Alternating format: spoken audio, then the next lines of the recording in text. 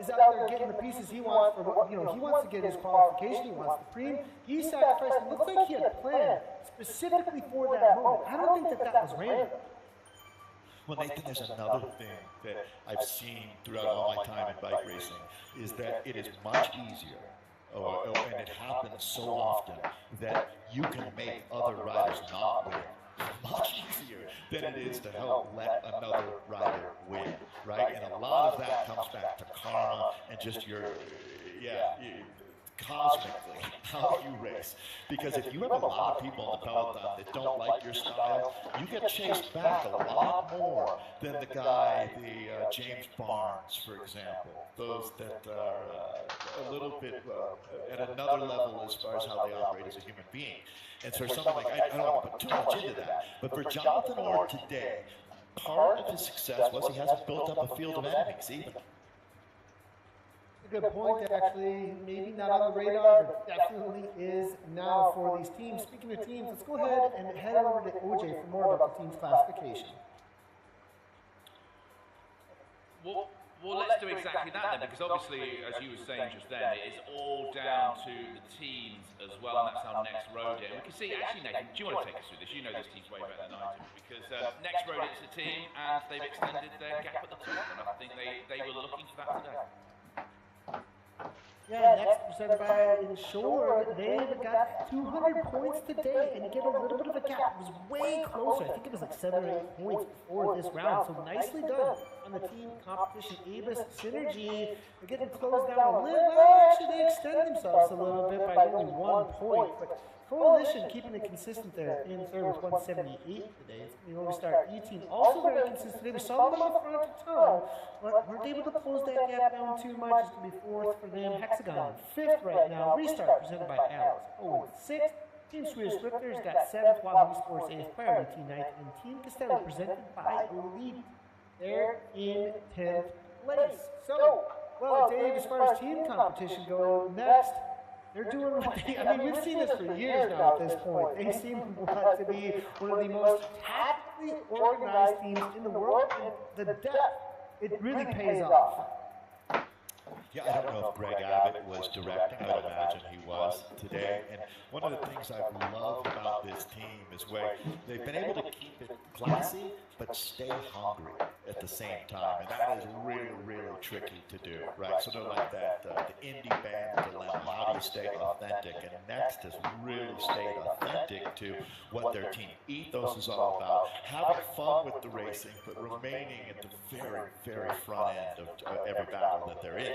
And that was a great example of how, we're seeing new names getting wins. Daniel Turek, I'm surprised that he's never won at this level before. So for him to break through was huge out here. And just another cherry on top of the cake for them. As you noted, Nathan, now they're starting to grow out that lead in the season battle. Yeah, 100%. Well, let's head back over to OJ as we transition into our women's coverage. Thank you so much, Nathan. Thank you very much to Dave. We'll be back in a second to take us through that women's race. Same course, and if anything was like the last race out, the men had an amazing race, and the women, it was as good, if not better. We're about to see that in a second. So, let's actually take a look at the classifications so far. After 2 rounds of the women's elite race on this Yorkshire double loop, and Nathan can take us through it, and we can see at the top, it's so tight, Nathan, it's a draw. Yeah, it's really tight. This is great to see, actually, because this is the Zwift games from this past year going on again now in the ZWS. It's affiliated to me, Gabby Guerra at the top, followed by Catherine Furtog. And then it's going to be Kristen Kolchinsky in 3rd place, Mika Sundstrom in 4th, Ariel Verhaaren coming off of solid crit racing in real life. Great to see her back. I had to change my parameter batteries because it also all of a sudden stopped working. And it wasn't even low battery. Like, so weird. A couple of shout-outs outside of good now. top 10. And then Christine Schneider, a name to be watching out for as she starts to jump into this top level of elite racing for sure. Absolutely love to see what Christine's been up to. Dave, the women's race, I think it's going to be a little bit different than the men's race, though. I have a feeling we might see some more separation in that large pack. Good luck, guys.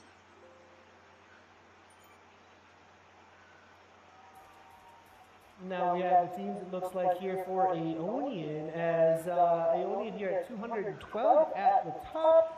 For the first race, 208 for the second, that's 420. Nice little gap here for Aeonian. Wally Esports in second, Coalition in third, Priority P in fourth. Next, Esports presented by Insurance 326.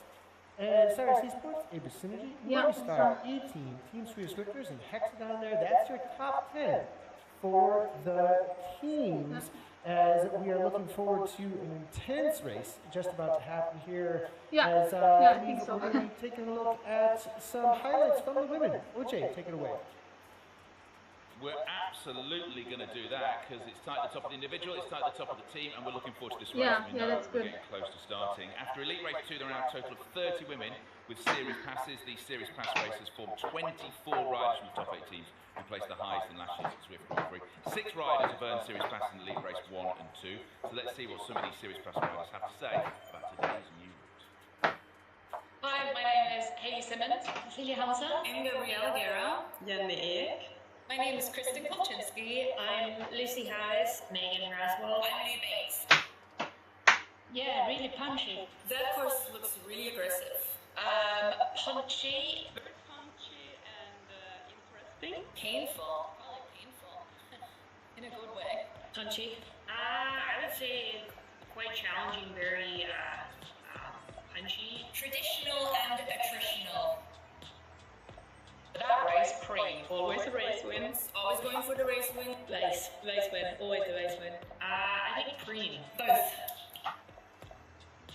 I think it's gonna be a sprinter. Catherine Fure. Emily, my teammate. Oh, hard to look past Lou Bates, to be honest. Tricky.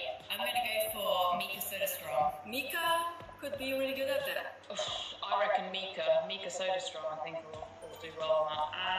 I'm biased, but I think Jackie Darby. Big group, I think. Punch sprints. A group breakaway. Probably a late kick from a smaller one. Maybe be a breakaway group.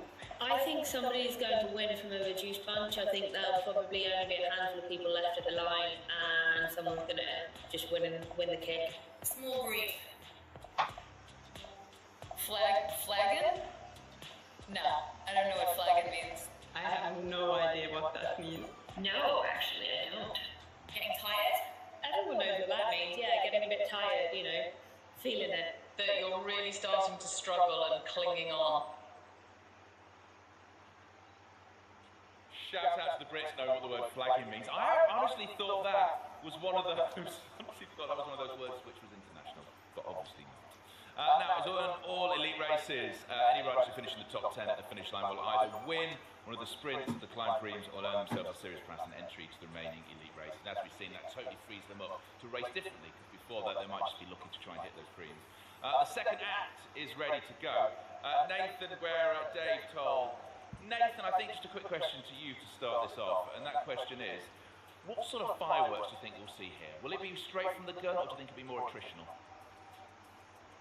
I have a feeling it's going to be all about that pop bank. I think is going to be the first place we see something. It'll be hard up over the top of the first KOM, but I really think they're going to be looking toward that pop bank climb, and then all questions will be answered at that point about how you're going to race the rest of the race, I think. And from that point forward, essentially the gloves come off across the board.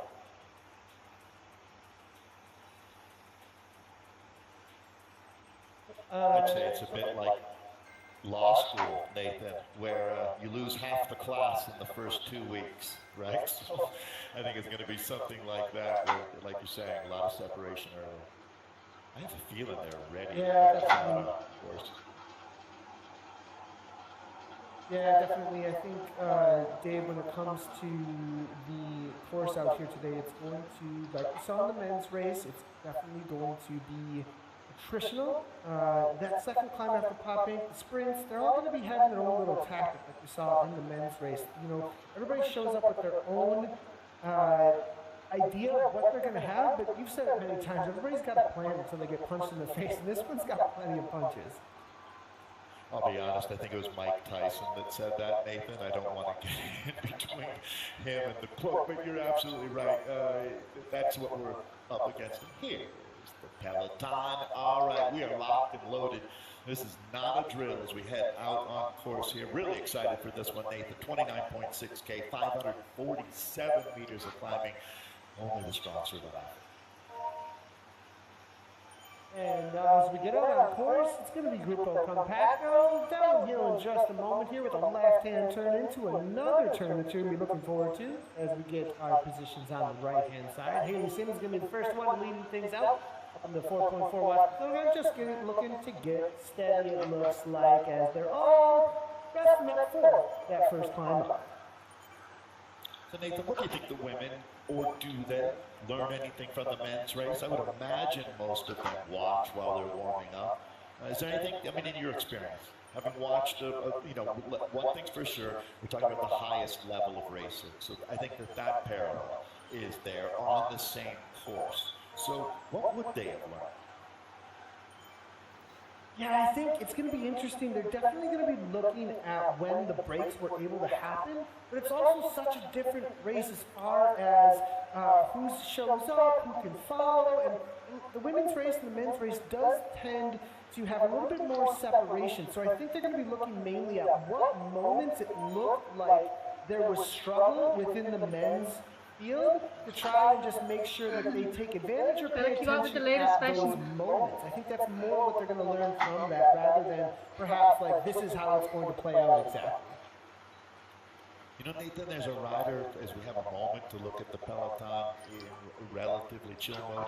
I think Mika Soderstrom, for me, is a rider that I would keep a close eye on. She's the kind, so one, I believe she's 25 years old, but has been esport racing now. She's been in the thick of it for the last 4 years, maybe even 5 years. And this is a perfect course for somebody who likes the hard work, likes when it gets into the nitty gritty. And that's the kind of day it's going to be. I mean, there's so many names. It was interesting, hear Jackie Godby's name being thrown around by a few riders as a rider to watch today. I think I did hear someone call out Mika Soderstrom, but that's definitely, for me, one of the riders that I'm going to be watching to be on our ultimate podium. Yeah, Mika Soderstrom, she is definitely one to watch out for when it comes. Yeah, that's definitely somebody that I'm a little familiar with. She's hanging out in Germany right now and riding at her parents' house, actually. So she's got a nice little setup going on there. Yeah, it's near Frank. Where is she? Schuberdingen is just about like, yeah, Frankfurt area. She's just outside of there. So that's where she's hanging out right now. But Merle Bruni trying to do a repeat, it looks like, of what she did in the qualifier, making things hard at 5 watts per kilogram here, Dave. Is this the breakthrough rider of the year, Nathan Bruni? I put her name in the hat, for sure. There's an old standard that we've really come to appreciate. Jackie Godby up there as well. But I will say that Bruni, Nathan, maybe not a breakthrough rider, because she's been at it for a while, but certainly has found a whole new level, a real threat. Yeah, really, I mean, Bruni, I think she is the star that's shown up this year and really put her stamp on being involved in the world of virtual racing. She's definitely one of those top athletes, like, in the conversation of every single ride at this point. Now, here's a rider we're really familiar with, the Zwift Games winner. She's got Golden Tron, Catherine Furr. Watch out for her. You do not want to bring her to the line. She wins almost every single sprint. She's a very punchy rider. If it goes uphill for a little bit too long, she tends not to be able to hang on with the climbers like Paczynski and Gara Bruni as well, perhaps. But, Dave, there's going to be a reality of the climbers wanting to get rid of the punchiest rider in the peloton, that's for sure. Preem coming up, Nathan. As we saw with the men, the first Preem went to an established rider who's already been a part of the Zwift World Series. They had their season pass. There are 3 riders for 8 different teams that are racing in the league here. What do you think? Does someone get out there and make a play for that season pass? There's 2 races left. Although we've kind of learned, like just talking about Bruni, going through the qualification process, which happens at the interval of 2 weeks before, and in this case after each one of our World Series main events here, it's not such a bad thing to get out and race at a high level 2 weeks before on this course, having fully reconnoitered. Yeah, it's actually a big one to be able to really get into the intensity of what this course brings at you. It's a pretty good little advantage that you can gain. That's going to be interesting to see as we hit this little 8% gradient. This is the climb before the popping hill. We're going to have a downhill for just a slight downhill through the left-hand turn into the fields here, past the Scotty the Squirrel in a moment. And these guys heads to the front, starting to press here a little bit for that Wahoo team. Interesting to see as Merle Bruni is also on the front. These are two riders that like to make it difficult. I have a feeling Bruni, she wants to make this ride as hard as she possibly can. She's a triathlete in real life. This is a rider who does not want to mess around, sit around for a sprint. She just likes it when the racing is as hard as it possibly can be because she doesn't want that kick to the line. She doesn't want a large pack. She wants this to be a reduced field. And Bruni, she's going to work. Yeah, that's how you reduce a field, right? Make a boulder into a bunch of pebbles. And you can see there's about 5 riders letting gaps open up back there. They have to close those down. So, I mean, this is just keeping everybody honest, keeping this race in check right now. God be doing the same thing. There's Kristen Kolchinsky. But Kristen, another one of the legends of our sport, Nathan. And certainly, of course, that plays into her strengths today out here. A very popular American rider. I think we've seen her break away on a course like this before. If not for the win, but make things really, really difficult. I think she likes this course. It's not forever climbing kind of course necessarily that she likes in the 20 minutes or so like that, but it's definitely something that suits her repertoire. It's within her wheelhouse here, and I think Kristen's really looking forward to this one. She'll have the pizza order on speed dial.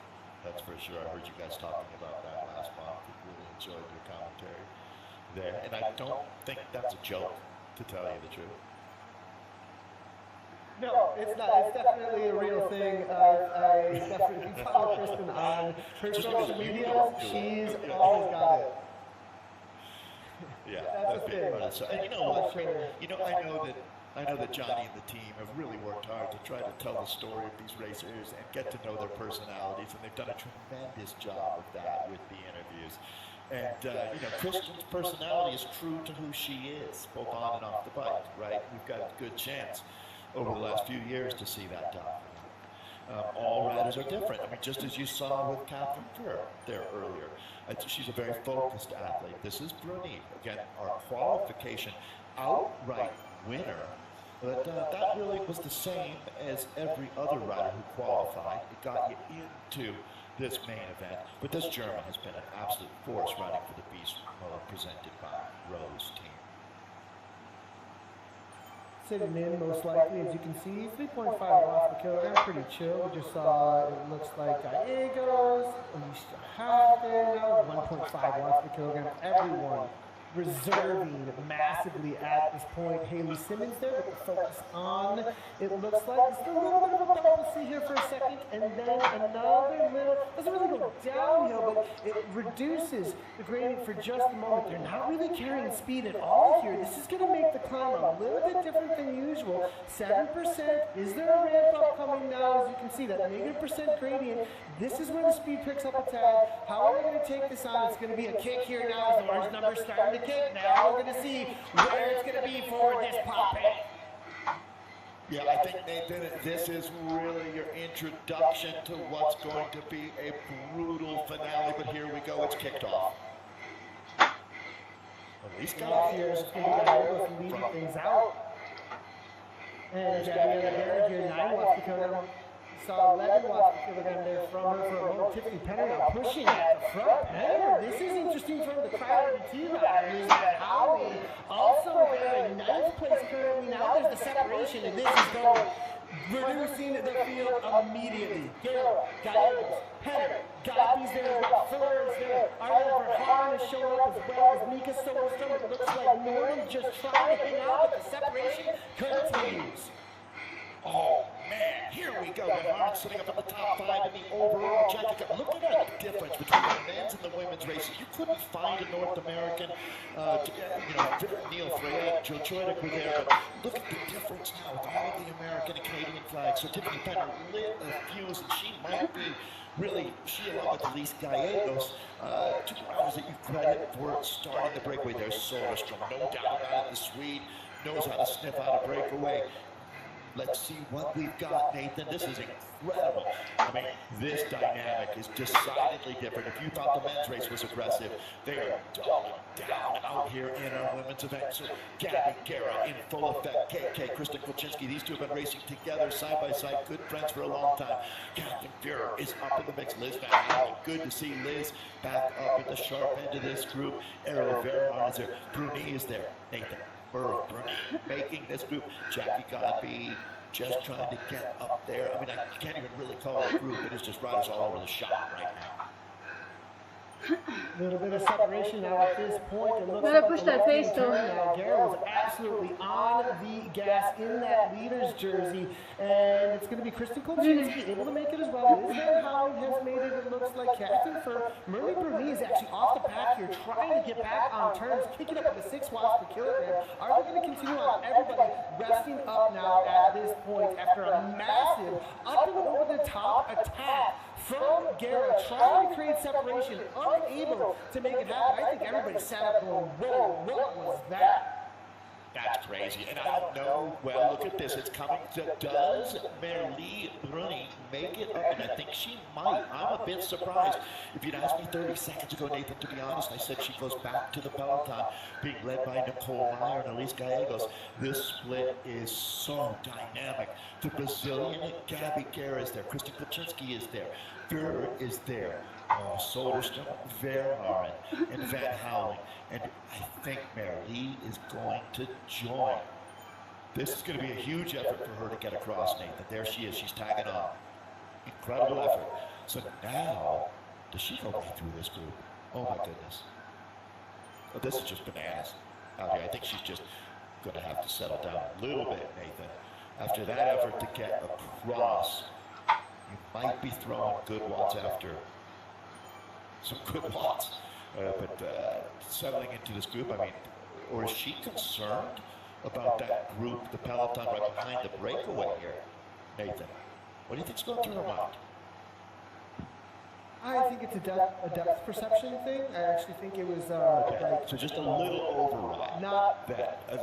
Yeah, I think there was just a little over acceleration through that pack. Like, I gotta get on, and the pack had slowed down so much that I think she just kind of rolled back through. But now at this point, Catherine Fuhrer, here she goes, up in the 7 watts per kilogram, does not want that group to come back. And this is what it's all about. It's only about using the watts, using the power when it matters the most. That's exactly what's going on right now.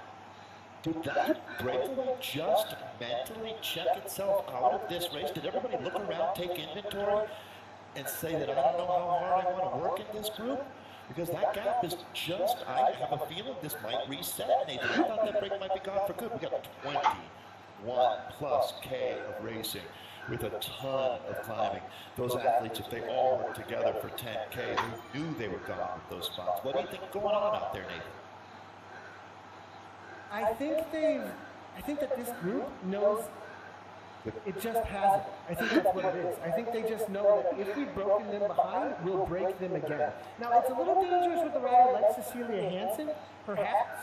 You know, there is, it's not going to be quite as sharp of a climb over the top of the KOM the next time that they go up the forward, so it's going to be a little bit different when it comes to that. But I think that there's a reality. Letting Cecilia Hansen back on, that's a dangerous one. But I have a feeling that they're fairly confident with everybody else. But Kolchinski here, I think, says, look, I don't want anybody else. I might not be able to sprint with Hansen and anybody else that might be able to make it. So Kolchinski now goes to the front because it's in her favor to do so. Well, Nathan, I mean, honestly, I'm exactly with you. And like, Kolchinski's like, look, we can shut the back door, put a lock on it. Don't let any more sprinters. It is so tempting. It's so close. Let's take a look at these riders trying to get across. I am on the app right now. So that's the Gallegos group, Nathan, that's trying to come across here. Boy, I think that these women all have to contribute 5% more. Try to establish a little bigger gap, or they're going to be up against this. Riders just trying to jump across, going like an astronaut from station to station out here as it remains tantalized. This is really, man, fascinating racing. A 6-second gap there for some really talented riders. But do you want to roll the dice and try to go across? believe this all comes back together. This is what racing's all about. This is Kristen Kolchinski that we're in with right now. She's out there in Long Island in New York, one of the established, legendary esports riders, setting up in this group, but nobody wanting to overextend themselves right now, Nathan. London, nicely done by Sarah London, as well as Cecilia Hansen, the only two riders that were able to get across, actually, to that front group. Now, Merle Bernie, Gabrielle Laguerre, Kristen Kolchinski, Sarah London, Liz Van Houwen is there as well, Catherine Furr, Cecilia Hansen, Mika Soderstrom is here, and I think Mika's going to be resting up most likely for that monster sprint she has. You can't really challenge her when it comes to a sprint a lot of times. She usually takes it down, doesn't she, Dave? Yeah, I mean, I can't imagine anyone is licking their lips like Mika Soderstrom is. It's a perfect situation, and she's so savvy. She's going to sit back in this group. I mean, to her credit, Gabby Guerra has been a dominant force here in 2024. With full disclosure, obviously, Nathan's wife. So that, but I mean, and Nathan, I give you a lot of credit for certainly not shining the limelight on Gabby. But I've done it because she has had an insanely good season, and when you look at it, you cannot undersell her chances. As strongly as I was talking about Mika Soderstrom being a danger woman in this group, do not look past Gabby Guerra today. But this is coming back together. They're going to reset this. Not everybody's there to reset. Interesting. Yeah, I mean, that is a really really interesting here, coming Dave. back. Haley Simmons in this 15-rider group with Elise Gallegos, Alicia Haag in there as well. This group has got a lot of hitters that, but I think your point earlier about looking around and saying, hey, look, we get this kind of gap here, we can do this again. The cream separated from the milk, but we can do it again if we need to. And this shows you how tactically astute the level that these women are racing at. So far from, there it is, it's back together. So like watching in the diner, 2 bottles of ketchup being poured back in to make one new one. That's what we've got. New bike race here. Freshly minted Peloton. Minus a few.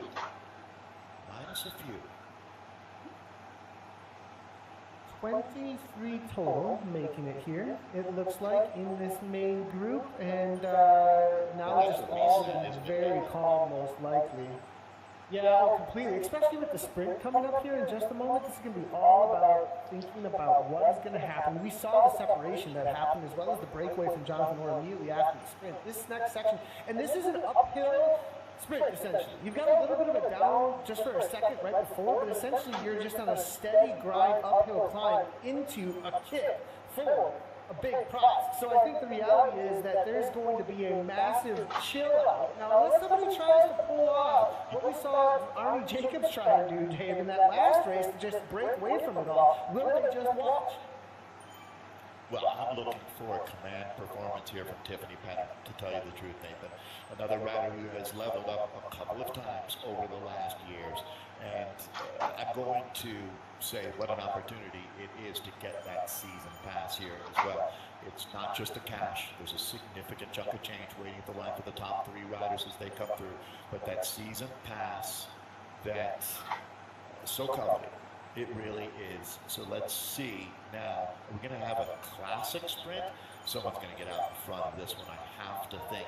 So, Nathan, but many of the riders here have an ultimate objective. If you've already got that season pass, you're here to win a bike race today. And that means you don't mess around trying to pick up some pocket change. Don't step over $1 to pick up a dime. Yeah, we've only got 700 meters now, as you can see, but remember what we saw from Ryan Austin before it even had the downhill section. He made a big kick, threw down that feather power up, got the jump on everybody, carried the speed through up onto the uphill. Will they time this the same way, or are we just going to have kind of to watch each other with a kick to the line at a few hundred meters? This is an interesting one here with 500 meters to go. It's a decent number, more than half the women in this Peloton wouldn't mind if it was what you said, Nathan. Let's just do a sprint kind of like an American criterion race where you know it's going to come back together, because your biggest danger here is that a counterattack goes. I mean, we're deep into this race, basically just shy of 30 kilometers of racing with well over 500 meters of climbing. That is a ratio that's almost unheard of in the sport. And this is amazing that we're down inside of 300 meters and no one's moved a first piece around on this chessboard. Wow, they're really leaving this one extremely late. Nobody even did the kick the way that they're talking about. This is insane. Mika Soderstrom with a massive kick. Is Mika's going to take this down? She's got the gap. Garrett's going to run behind Garrett. Elise Gallegos is always there. Oh my goodness, Bruni now coming through for a third, it looks like. What? I think it's going to go 1-2. Wow, with Bruni coming across there for third. Solid from Mika Soderstrom. They left it so late there. That was crazy late. Well, and that very well could be your top 3 overall in that group right there. And this is it. This is going to be a dangerous moment now. After that sprint, this might set the table for the next move, or maybe not. I mean, this really could go either way. You can see those small gaps there. There should be enough momentum coming from the back of the group, enough riders that did not want to contest in that cream sprint. You see some names up there like Kolchinski, Guerra, Bureau, Soderstrom, Hoekstra, first time, Kimberly Hoekstra, Nathan, the Netherlander. She's a rider to watch, an emerging talent for sure. Here's Nathan Furr making the cover there. We saw, now there's definitely some tactics being played out here. Kristen Kolchinski is there. She's going to be the solo rider in there amongst us as far as team tactics go. It's going to be Guerra and Soderstrom, both on the same team for Wahoo, and then Furr also solo in this situation here. Kolchinski's, though, extremely motivated. This is the kind of group Kolchinski wants to see, and this is a moment of truth here for everybody else in the race. They've got 1 second on this, but there's about to be an uphill kick into a long, steady grind. People are going to be looking to go across because this is definitely a moment of truth that they make the kick in the orange numbers right now. Yeah, I mean, the reality check is right here, right now, as, yeah, there's enough riders in that back group that realize I can't start this on the back foot. Guerra has moved up to the front. Soderstrom, Kolchinski, Fuhrer. How about Jenny Eck? Always in there. What a battler on a course that's made for punchers. Let's see what kind of result the finish rider can get. This group gets a little bit smaller when you take a look at it here as we make our way through Harrogate. Going to get another power up in just a moment here, but Group was able to bring it right on back. There just wasn't enough, they all kind of looked at each other. There was confusion about whether or not they really wanted to go. There's the reality that Fuhrer is covering and killing a lot here. Kristen Kolchinski, as well as Gabriella Guerra, are going to be thinking a lot about Furr covering their moves, because Furr is watching them for a top 1, 2, and 3. Those are your top 1, 2, 3 in the overall series right now. So anytime Furr is able to make those moves with Kolchinski and Guerra, they're going to look at this and go, why am I pouring on somebody who wants to beat me for the line for the overall at this point? So the motivation for Guerra and Kolchinski is to get away and work together, most likely. Even though they're opposite teams, they've got that motivation in there, I think, because of the kind of riders they are. They're breakaway type riders that like a long, steady grind, whereas with Furr, she likes a punch to the lot. I completely agree. There's something about that simpatico nature between those two that's going to change the dynamics in the finale. Right now, everybody's just checking things, taking inventory. Here, as we look at this group, there is a QOM coming up, that Queen of the Mountain that carries the same amount of stats that sprint did earlier, including that season pass. But Nathan, it's a really good point. I think that in this race, you can see how you can make suggestions when as it we're helps. right at the midpoint now. That overall battle is really the predominant storyline. Yeah, 100%. Now, we do see a little bit of a press on here. Meyer, Bruni, trying to make things hard. Good on them. Now, this is a very draggable climb. 3% graded, you can see, but it can put some hurt into the legs now, as there is riders covering things as much as they possibly can. We may see a couple of riders that are struggling at this point just slowly start making their way to the back, and they're going to try and fade climb this as best as they can. But I have a feeling we're not going to see a whole lot of separation through this climb. I think everybody's going to be fairly calm as far as the top riders, and it's going to be be more about riders that are just trying to hang on at this point, trying to reduce this field down. The next thing everyone's looking at here is actually going to be that Queen of the Mountain with the preem, as well as another series pass on the line. You notice, Nathan, the only time we talk about Mika Soderstrom is when it matters. The rest of the time, she's nowhere to be found. She's like that employee that you hate working with. Like, she only shows up at the critical moments, and then she's absolutely perfect, and then somehow you never really see her again. That's the ideal bike racer, no doubt. In with Alice Lethbridge, another one of the, I would say, founding mothers of this sport. Nathan, you go all the way back to the early days, and Alice Lethbridge probably showed up about the same time as you in esports, I would think. Oh yeah, Alice Lethbridge goes way back. Yeah, I've been through a lot of the top teams actually amongst the ladies. She has been a part of. Alice Lethbridge, definitely a leader amongst the women's community in so many ways. It's great to see her here making this lead group right now, and definitely still has a lot of fitness, it looks like, to be able to be amongst this top 10 to 20 ladies right now. All group call down, we've got 23 still here, Dave, interesting enough. That Mika call, you're 100% right, she does it right, and that's the sprinter's life, isn't it, Dave? It's you show up when it matters for that line by just that little bit that you need. Gotta give a Heino shout out, Nathan. After we're talking about Alice Lethbridge, did Cecilia Hansen, correct me if I'm wrong, but she was Heino as well, right? Yeah. Yes, 100%. I'm wondering how many Heino ladies we have here, actually. It would be Old school team, that was exactly my point. girls that are new. Thanks.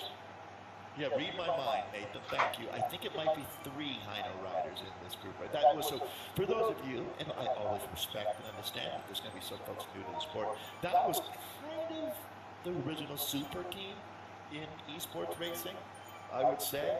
International squad. It all going back now. If you're wondering what tangent I'm on, I'm talking about Alice Lethbridge and Cecilia Hansen. These are the legends of our sport. Krista Kolchinsky would be racing with them back. Well, came along a little bit later, actually, to be fair.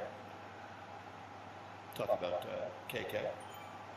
The Elise guy. Yeah, actually, KK showed up. It was kind of like this sudden new kid on the block back then that was like, look, you're going to have to deal with KK now. And I think Krista Kolchinsky at that point really put herself on the map, taking down a lot of the Heino riders anytime it went uphill. So we're trying to finish up. We just finished out that climb here, Dave. We're getting into the downhill. It looks like everybody's just going to really be looking forward to perhaps that climb after the downhill and pop it, but then there's another descent into that Queen of the Mountain. So I think everybody's seeing how difficult the front end of this course was and looking for a little reprieve. They'll get some sugar on, some water, get that reset here, and look toward the second half of this race.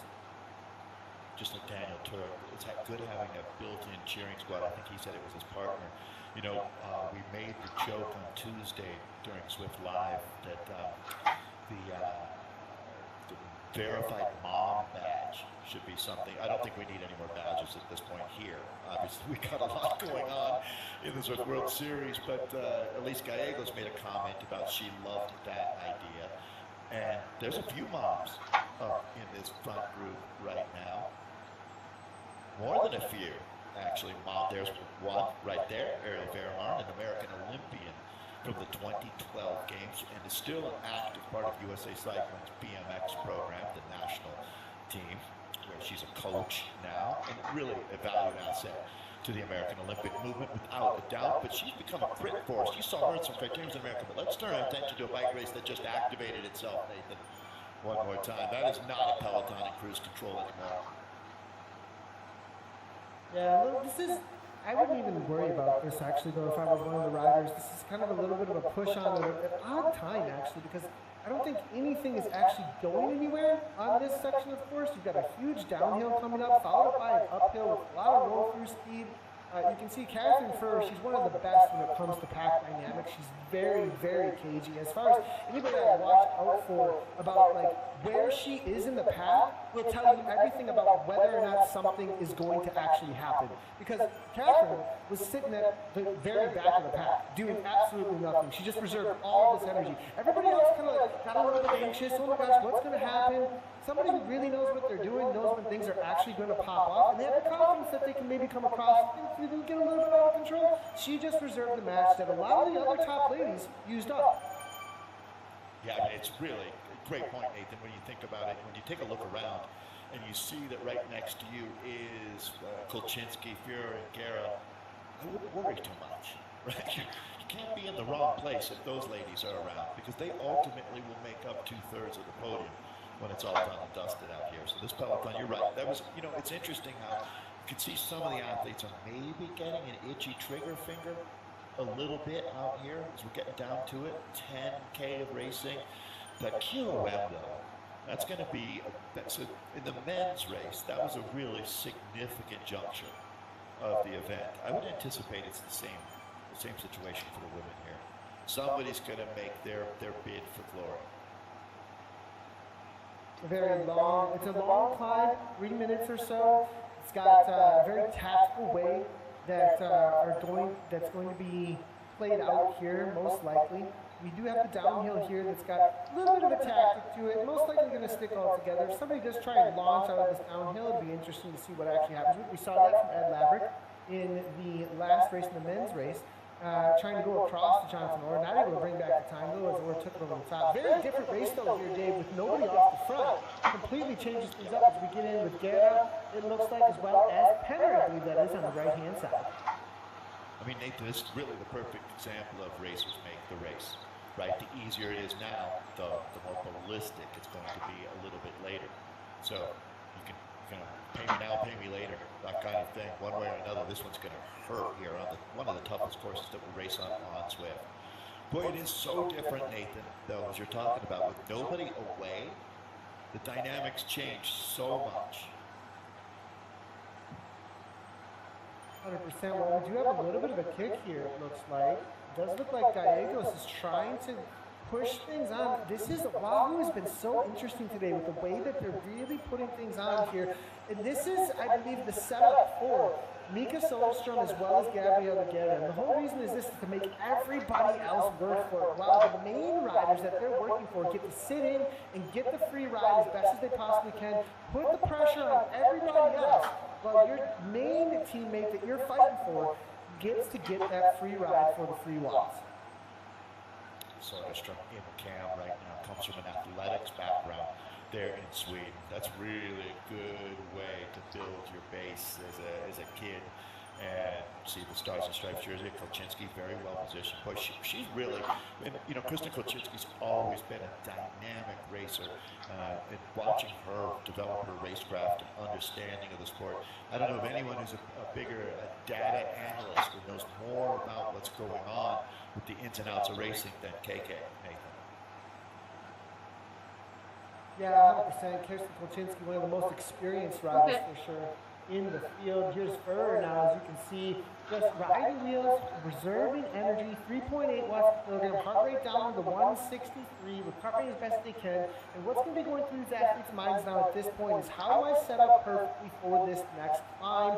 What's going to play out on the climb here in just a moment? A big pre, we've got, obviously, we've got a series pass on the line. Yeah. Plenty of riders in this pass. Let's get rolling up a little bit. Looking maybe try to take that down. Big kick here, though. These guys up in 6 watts per kilogram. Yeah, I mean, this is a great ride from Elise Gallegos. All day she's been on the front. You know, I wanted to shout out Melissa Aiken. I saw back in that group as well. Kolchinsky's teammate on that 2028 squad, another Mom Watt legend out there. But this is it. Elise Gallegos is going to make a run at it. This is all about the season pass here, Nathan. So her kids, I don't think it's school right now.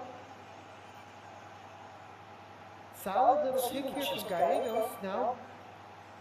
Bruni now up and over the top a little bit, 6 watts per kilogram from her, 5 now from Bruni. It looks like Bruni's going to be the main effort, it looks like, as well as Maya, 5.2, so they're keeping her within striking distance at this point. Is she trying to set up a teammate, Nathan? Talking about Gallegos right now on the Wahoo squad. And so she is one of these riders that has always been game for being a part of the process out here. Never shies away from work. Going split screen there with Gabby Guerra and Elise Gallegos. Gallegos with the American flag. Gallegos getting into a nice little super tuck here. Nicely done, and as the pack continues on at 63, 67 kilometers per hour, I believe, or so. Gallegos now getting that kick. Nicely done here. As she went down on that super tuck, as soon as she got out of the 3% negative gradient, now she kicks again, and up into that 6 watts per kilogram. She's going to get a little bit of time perhaps, but now the pack is going to come with fury. Yeah, I think that this might hit a little bit of a reset for us now as Elise Gallegos plays her cards, shows her heart. And let's see what happens now as the swarm has come over the top, and it's time for the next round. It looks like, I don't know, Nathan, after what we witnessed earlier, they might keep the cards close to the vest.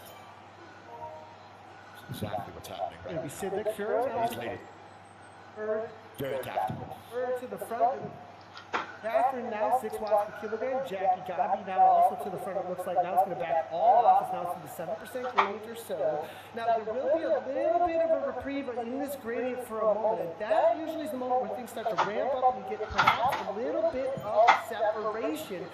Continue to take over toward the front, but nobody really wants to put their nose in the wind at this point. Everybody really not trying to play in the cards, just a solid 5 watts per kilogram. We're going to be looking at 7, 8, 9, 10 even for this line with that series pass on the line. Nellie Larson, somebody who does not have one. Jackie Gabi doesn't have one. She's going to definitely be looking. No, Jackie Gabi does actually. Holster, excuse me. It's also going to be Alicia Haag. Maybe Bruni does not have one. So plenty of riders here who are looking to set up, Dave, to take this down. Oh, I forgot to finish. Larson, the Swedish rider as well. Nathan, this is going to be a sprint for the QOM Plus here. It looks like you watched that kicking down. Just about 400 meters to go.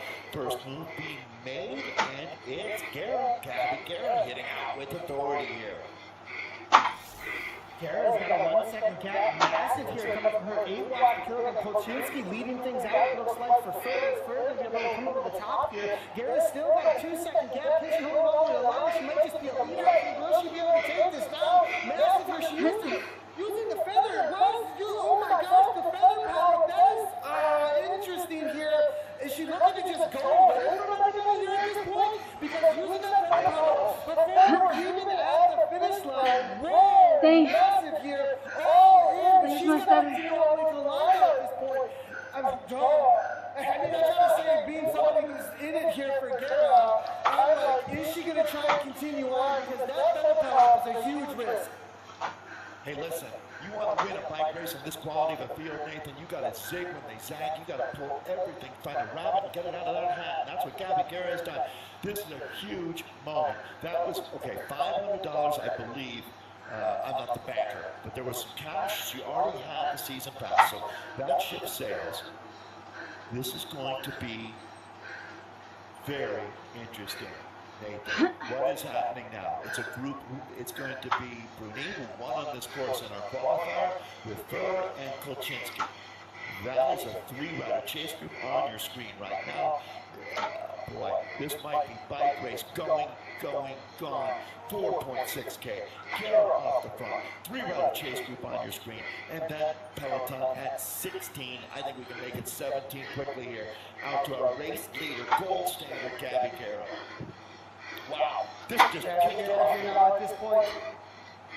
Dave, at this point, she is the series leader right now, looking to take it to everybody here on this road through here on the downhill. This is absolutely crazy. You see her go to 0 watts per kilogram for just a moment to try and hold on to that speed, and then kicks at 10 watts per kilogram. She's got 6 seconds here now at this thing. Dave, she's all in at this point, and will Catherine Furr chase this down and pull everybody else? They're going to work together as Gary continues on. It's 3 versus 1, Dave.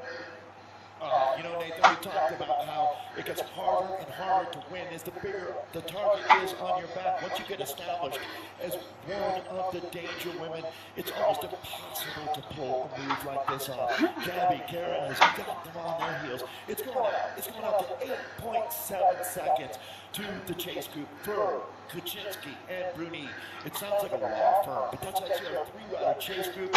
And I don't know that, boy, it's going to be interesting to see what happens now. There's still some quality riders. At That's an understatement back in the peloton. So this is final chapter is being written in front of our eyes. 3.6K to go. Nathan, if you're not on the edge of your seat, I can't imagine. This is absolutely amazing racing going on right now. I gotta admit, I would not have said no at that point. Garrett's just taking it. But she's gone for it now at this point. And this was, we talked before a little bit about what the plan was. That wasn't about the plan at all. 6.5 off the kilometer. She's got the gap, dude. I don't think they're going to chase her down. They're looking at each other. She's got 15. Okay, Nathan, I'm going to go ahead and tell OJ, our man, that he doesn't need to ask if this was the plan, right? Because you were as shocked as anyone when Gabby hit out with the throw. I mean, the regulators mounted up at that point, and now it's going to be a 16-second gap. She's not done yet, but she's been in the bank. She's got the money, and now she is hightailing her way around town in the getaway car. Back to you, Nathan. One thing that though, there's no more feather power. She needs a huge gap now at this point in order to hang on, and she's doing way more watts per kilogram than that group behind. Now here's the thing. This is absolutely crazy the way that she went for this, because we've been talking actually about the mental game. There's the mental game that you and Dave, you've said this time and time again, that you've got to take the risk. It's about being able to take that risk in order to get the win. That if you don't take the risk, it's not going to happen, and you've got to go on the attack. It favors the brave, right? Fortune favors the brave. It's been a struggle for Gabby to believe in herself in these kinds of situations, but it looks like in this situation said, this is my plan, I'm going for it. Nathan, I mean, you hit the nail on the head. I mean, we have had this discussion many times over the last 4 years. It's one thing to be a bike racer. It's another thing to be a top racer. But to find that, it's not even a killer instinct. It's something that I mean, maybe the hardest thing to find in your DNA is the ability to win bike races at this level. This could be the biggest breakthrough psychologically for Gabby Guerra in her cycling career. Now, you judge your wins by the quality of the competition. Obviously, we know the quality of the course here in Zwift is world class. The level of racing, when you see the names like Paczynski, Furr, Bruni, Hermansen, Larson, Soderstrom, these ladies are the best in the business. And Gabby Guerra is putting to them today a command performance at 25 seconds to the chase group. She's a jetliner. She's not coming back. 25 seconds now. Paczynski gave a dig. Did you see that, Dave? Now, the conversation for second place here at this point, Paczynski put in a solid 7 watts per kilogram dig to try and break them behind, but was unable to do so. We've got 2 solid climbers for second place versus one of the best sprinters in the world. This is going to be really tactical, really interesting here. Okay, Nathan, you know we've had this as well, the realism of racing, right? At what point do you stop chasing Gabby and race for second versus burning your matches trying to get Gabby and then get counterpunched by one of the other 2 riders against 3 riders? You've got to give it better than you get it right now. At 30 seconds, Dave, I think it's just said and done. I mean, the reality is I don't think that she's coming back. Yeah, exactly. They're doing exactly that. And they do need to keep rolling here because they certainly can't give up that gap that they've got to the women with some monsters back behind them. So they're in this fine line, feathering it here. Nobody's going to do the work to beat that Gabby, but they've got to do enough work collectively to hold off that group. You don't give up second, third, and fourth on the road because of a cat fight. 100%, Dave. Well, the cat fight's now starting to play out a little bit here at this point as they've got 3. They've got to get at 15. I don't think that's coming back behind. They're not even working to have behind either, actually, Dave. So everybody's going to be setting up for a sprint, it looks like, as Gabby's taking 6.3 at the front and everybody else 4.8. You know, we had a chance, Nathan, to go to the actual Zwift draft house, which is on course here, which is where OJ is hanging out today, I heard. And there's a place right by there called Betty's. It's one of the world famous parts of Yorkshire, known for incredible pastries and all of that. Gabby's going to have enough time to stop and enjoy one by the finish line before she rolls across. She's not even going to be in the postal code as the finishers here. We talked about tactics, risk reward, and every now and then you catch a break, which is exactly what's going to be found here. So, you have to do the work to be able to put together a performance like this, but she's up and down to the saddle, continuing to give her here. Nathan, I'm going to turn it over to you. This is a sweet, sweet call. Oh my god. Up and over the top. Gabriella Garrett, she's been wanting this one for a while, and there it is. Takes it down, over the top, in the leader's jersey. Garrett for the win. Now the battle here behind her for second place is going to be Catherine Furr. Leading it out, actually. Is she going to be able to take it? I think she is. Merle Bruni versus Catherine Furr. It's going to be a tough one here. Kuczynski's at the back of this pack. It's going to be Furr, I believe, that's going to be able to take it down. There it is, on the Golden Tron. Second place goes I really wish this would be Third up to there. Bruni, Time and that then point. Kuczynski. I can keep saying that. Verharden, here we go. Love to see it, but it's Mika. Mika Soderstrom, is she going to be able to take this down? Mika Soderstrom, take it off, go up. I wish this would be per time, not per points. Taking the win. Good job, Mika. Amazing. Behind those three. Beat Ariel. Two. Good Gotta job. give it up for Bruni. She's going to get that series pass with her top 10 finish, as will Nelly Long. Oh, excuse me. We just leave it at that. Bruni getting her season passes right in the top 10 at the finish. So that's a nice bonus for a great ride today. She was our community winner 2 weeks ago, Go, go, go, so she go, won't go, have to ladies. show up. Now, that's a big deal. Nate, Kimberly congratulations. Holstra as well, Dave. That's a big one there from the Netherlands. Solid ride for Kimberly Holstra. Absolutely great to see her. Dave, very different race than the men's race. Really different race in some ways. At the same time, it was a breakaway situation for the win. But, there was a little bit more of like watching, figuring out what was kind of going to happen rather than just like left, right, and center, boom, boom, boom, boom, over and over again. Nathan, sometimes the men's race is the best race. Sometimes the women's race is the best race. Sometimes you're just treated to a magical day of racing.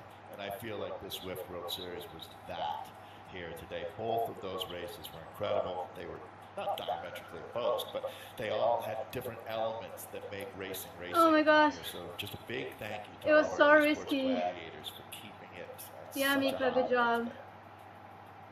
Seriously, I thought I really, screwed it really up. good racing across most of the races. Well, we've got some I results, thought- it looks like, for the women's race. Let's go ahead and take a look at those. Gabriella Garrett takes it down at top spot with 75 points. It's going to be Catherine Furr for second, winning the sprint Yeah. between those three with Early Bruni. That helped and so much. Third, and Kristen It is. Kolczynski. And that's me. Mika Soderstrom winning the field sprint, it looks like, followed by Ariel Harden now. It's great to see Ariel making a top 6 spot now and really getting back into esports for the season. I thought I screwed it up because of the feather, because I forgot. I wanted to save it. But then, when I used it, I thought, let's go on. That's such a Thanks. big deal. Congratulations, ladies. Stephanie Stidlick could end up in 11th with Gabriella Norton. In for 12th, Liz Van Halen. In 13th, Maria Marr. For 14th today, Melissa Aiken. In 15th, Okay, Nicole hold on. Meyer. 16th, Charlotte Volkloff. 17th. And Nevin in 18th. All right, Larson, thanks. 19th. And Jenny Eck rounds out our top 20 in a thriller. Absolutely awesome. Well, this is some of the best racing we've seen, that's for sure, because we've got these epic battles between personalities over the last year or two that are starting to really fight it out. The Kuczynski, the Furr, the Guerra, Merle Bruni now, and I think they're all really watching each other now at this point in this, like, it's just an awesome to see the top end of the sport get these personalities now, Dave. Yeah, I mean, it genuinely.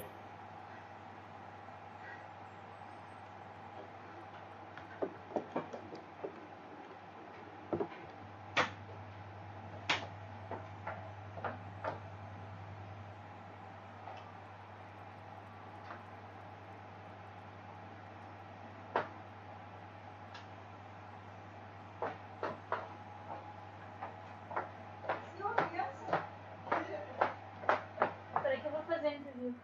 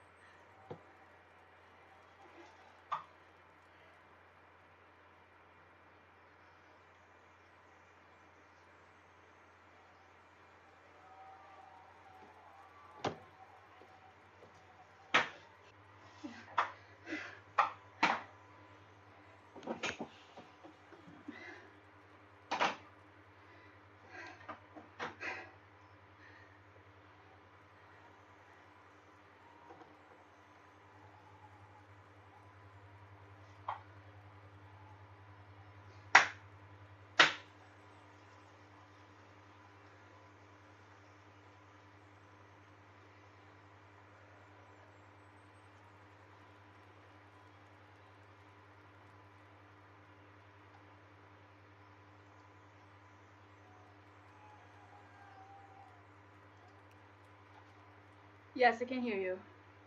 Can you hear me?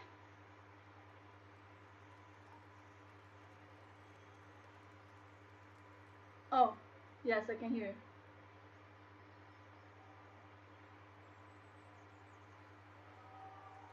Okay.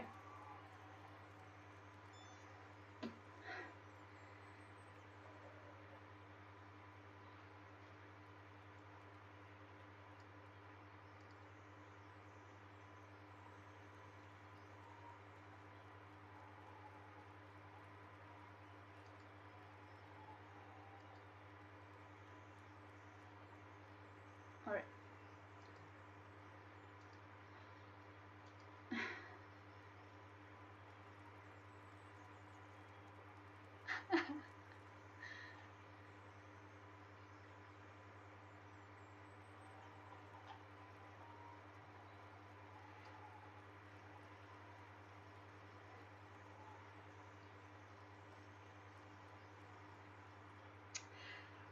When I use my feather, I kind of used it on accident because I forgot that we are not going to get another feather until the finish. And originally, I was planning on saving the feather for the finish. But then when I used it, I was kind of surprised, and I'm learning that racing you have to be very flexible. So I thought I'm just going to go with it. And now that I used it, I'm going to go all in and I'm going to commit.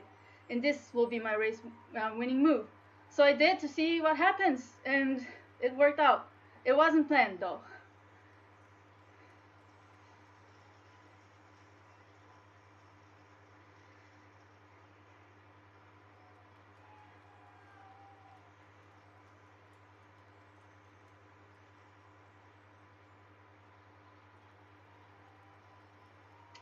Well, I knew if they work together, it's really a threat. And I know the girls, and I know, like, they're friend of mine, so I kind of know, okay, if one of them starts instigating something, I better keep going really hard, and I just want to take advantage if I can, until they get organized, if they start chasing. So you just want to get as much advantage as you can until they get organized, if they do.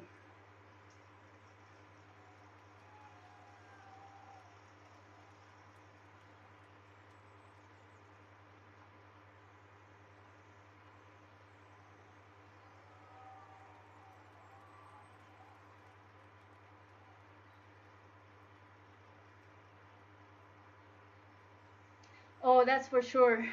We've been racing now the last couple of weeks so much, and it just the level is so high.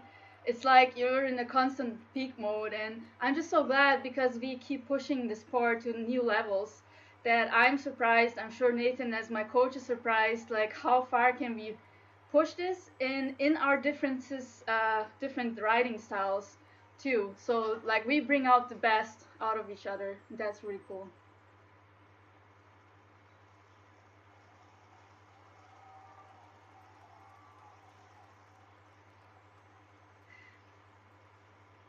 Thank you.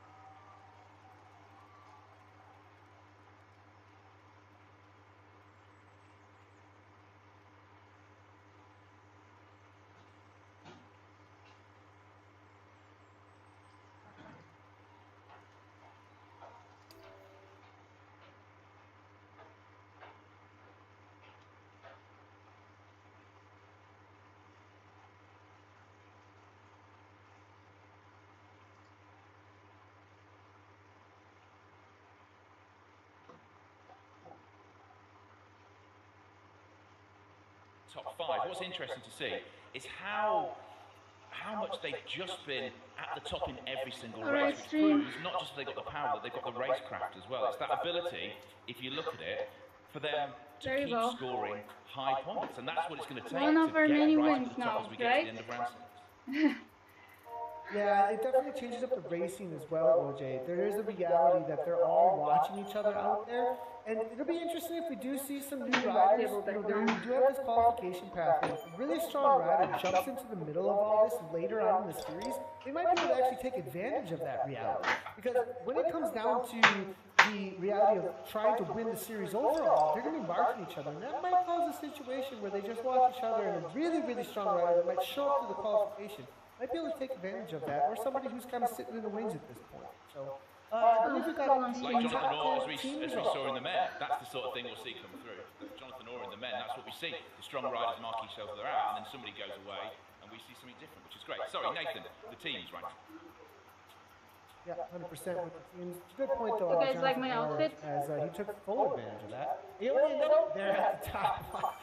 Then that's what Aeolian do. If you've been around esports for a while here, it's hard beating Aeolian, though. They have too many good riders. Keeping their way up, followed by Coalition. Then it's going to be Quiet RDT. Next, esports presented by Shore. Then Saris Esports, Team Swedish Zwifters, Movistar E-Team, Beast Mode presented by Rose, and Team Estella presented by Elite. So there it is for the top 10 in the series for the team competition.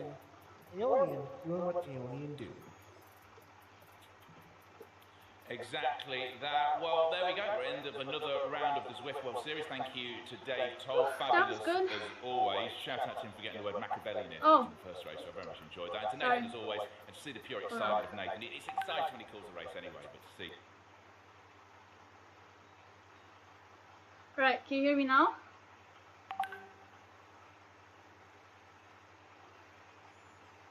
I think you guys can hear me now, right? No?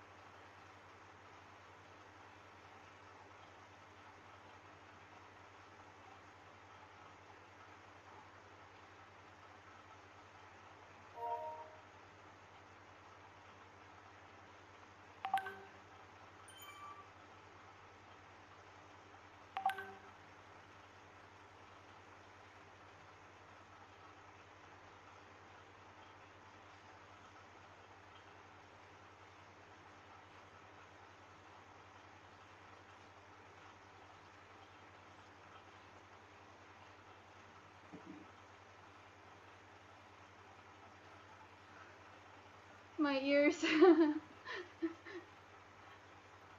That was good. Yeah, it was like way easier than the workout that I did on Monday, because I had to, on Monday, like I just kept working through everything. And here, you know, I could just save and sit in a lot, which I did, and then I went all in when it really mattered. I mean, I tried on pot bank, but the climb is too short. It's steep, but it's too short. And for the prime, I think when I used my feather, and then I realized, oh no, oops. And then I thought, okay, whatever, I'm just gonna take most advantage now and just go really hard. And I already had like 1 or 2 second gap. And I think KK was in the way of Catherine, so there was no draft anymore. So I thought, well, let's see how long I can do 10 watts per kilogram for, or something like that, and then push over the top. And you know, if I keep working, they're gonna look for rest. And well, we tried, and we did. It was fun. It was good. I think I deserved that win, and also getting the primes is really good. I'm glad that Mika got hers, the sprint prime, and I could get second. That was really cool too, so I'm glad. And that was only the punchy race. We still have one The Mercury one, I really want to focus on the climb there. The rooftop QM, I'm really good at that one. And the temple, oh, I'm gonna get such a redemption on the temple climb. Like, I had always such a hard time, and now that I'm on race weight, I can demolish that climb. I'm only there to fight the climb, to be honest. I only want to do this race to fight as hard as I can that climb. And we need to do good that one, but the one that I'm looking forward the most is the last race, the Power to the Tower, with all the insane climbing. Did you guys see that? It's like, it's insane. But I think, hold on, let me see. Okay, everything's good. I think we can do really well on that one. Just gotta, you know, keep managing the weight and keep managing the power. It's a really fine line between like making weight and keeping the power. 4 hours, oh my god. Yeah, it's gonna be a longer one, but I'm really, really looking forward because I know that I can drop people on the climbs and perform well, and you know, it's more comfortable in one way, planning wise. Yeah, but this one was cool too. Lots of craft. Yeah, it's good stuff. Next race in hold on, Sunday Race Club is coming up though pretty quick. We have only 2 days between now and then, and I have to check the course. Where did I put it? Hold on.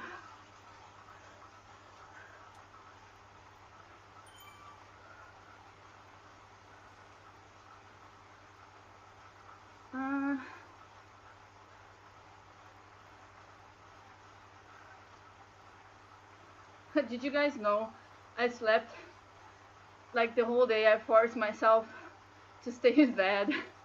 Like, because I'm used to, in America, it's like the race is at noon. So like, I wake up, I do my sweat ride, I weigh in, and then I race. And I don't like living the whole day and then racing at night, where my legs get all swollen and so on. So I decided, okay, I'm just gonna sleep till late because I can. No other responsibilities, really. And then I woke up at like 5, rode until 6, did the weigh-in, and the race was at 8. So I'm wide awake now though. It is like 9:30 p.m. and I should go to bed, but I won't. So, oh well, maybe after this active recovery ride, probably get on the phone with Nathan a little bit. Hope you guys had fun watching. I just wanna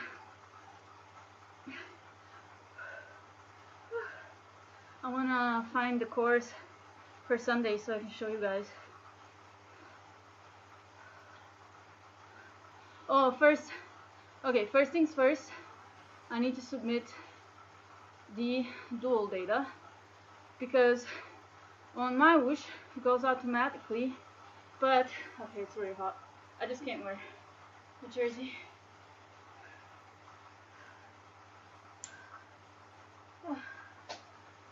Okay, on Zwift you have to upload it separately. Kristen, I don't know, Optimus, because she's a great climber. I think she will help me rather than be my opponent. Thank you. Mama got me orange juice. No, stream. It's my mama. Hi, Mom. Say hi, Mom, stream. Hello. Hi. She brought me fresh pressed orange juice. So nice. It's full service here.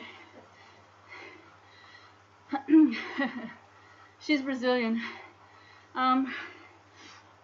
So remember the last race where I dropped KK on the climb? I was surprised by that, and that really got me some confidence, because it was like, oh, I can just climb with her, and then, or like with the group, you know, and then accelerate over the top if I can. That was really good. That worked. So, hey Franny, hey, I took your advice again. Thanks. It's working. It's working really well. Plus my race weight is really helping me, because I'm keeping the power. It's amazing. Okay, okay guys, hold on. I really need to submit.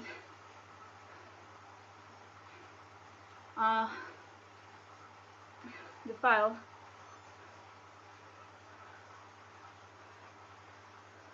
I don't want to be boring for you now, but I gotta do this.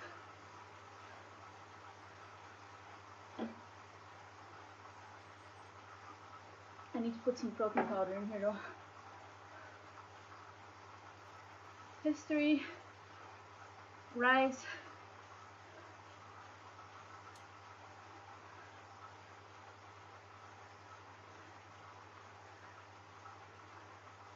why?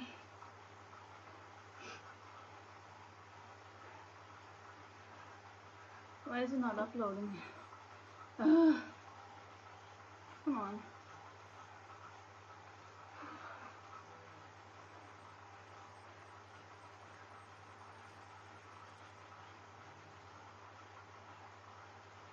Upload. Uploading ride. By the way, we're doing the Deca Dash route. It's 50k. So, wanna badge hunting. We finally won, Franny. Finally! After second, all the time. Freaking second place, which is awesome. And it's really rewarding, but it's not winning. So, today, well, I just committed.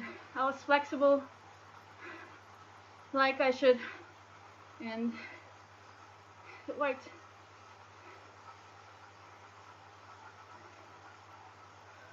It's really technical course, really technical though. You really gotta know the game, how to get most speed out of.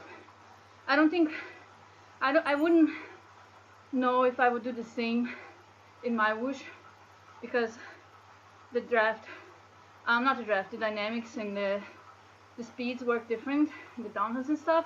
But I know Zwift well enough what I have to do. I did little kicks on the downhill to get up to speed and stuff, and then extend my gap.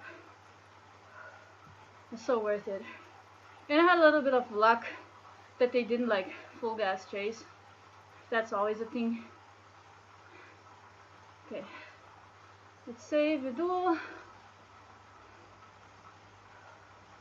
Documents, duels.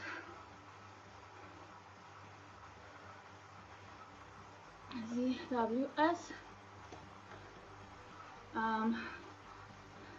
Hashtag 3 duel.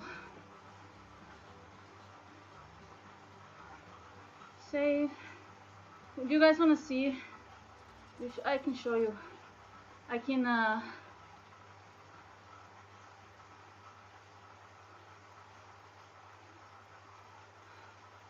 oh, I see. Yeah, I was like, okay, I have to keep at least above 5 watts per kilogram, if not more, and like, you know, keep the speed, watch the speed more than anything, especially on the downhills, when it was like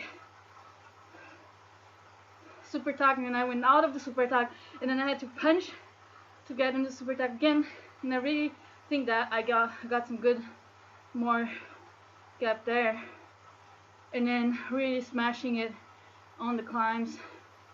Like, I knew I had to do like 7 watts per kilogram at least, because that would be like a normal pace. So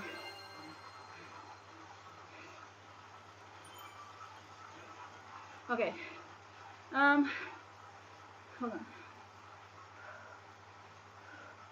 First things first, upload, and then I can show you.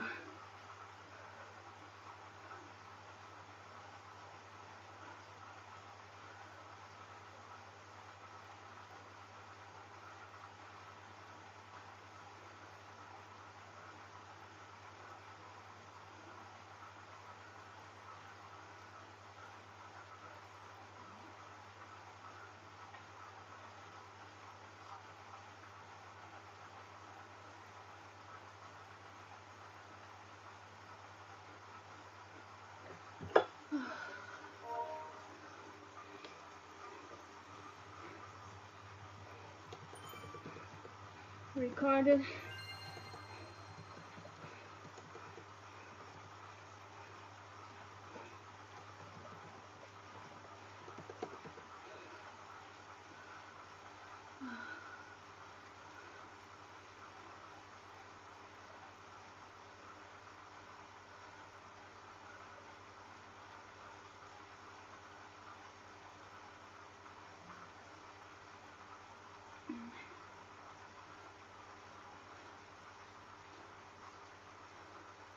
That super tuck over top and kick after line was perfect.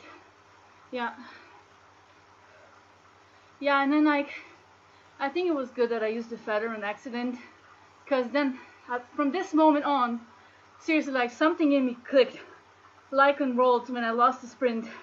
I was like, okay, I'm gonna commit now. I'm all in. Like, whatever. Like, I messed it up kinda already, so that like, yeah. And the team was really helpful, because like, did you see what Elise did? She like pushed the pace on the front, kind of like get everybody going a little bit, and they told me, Gabby, just sit in. Sit in. Like, okay, since we're not like going bananas, I'm just gonna reserve energy, you know, and use the team resources. Also the sprint with Mika, like nobody was going, like nobody punched into the downhill, and I knew, okay, I'm not gonna like take the sprint from Mika, but if only the 2 of us is going, we're gonna punch in the downhill. It was perfect too. Yeah, she really helped, because then I can relax, like, oh, I don't have to chase my teammate, and like I could just sit and relax pretty much. Nathan, did you see? My mom brought me fresh pressed orange juice. She was here and said hi to stream. I don't know if you saw. Save. Ignore. Okay. You see? Alright, upload it. So now I'm gonna go ahead and upload it to Zwift Power, because I want to see it.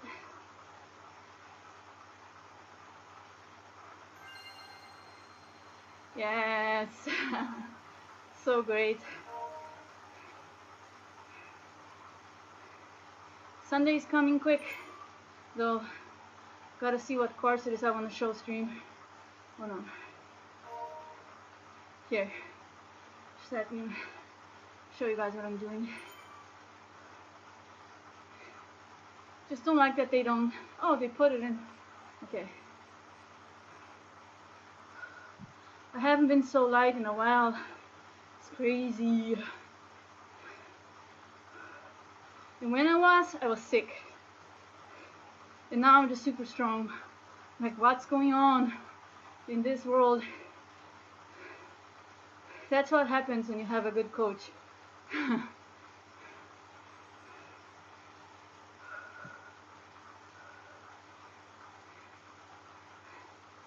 And I also did like a good sprint. It showed like 13 watts per kilogram for 15 seconds or something. That was pretty good. Alright. Race with the just the worlds with the race with the file with the primary vector pedals, and we're gonna make it public. Now I just hope everything is okay here, right? I started very early though, so that's why it's like that. Oh yeah, there's a pretty good discrepancy. Let's shift this. How do I do this? Oh no, okay. It's not that.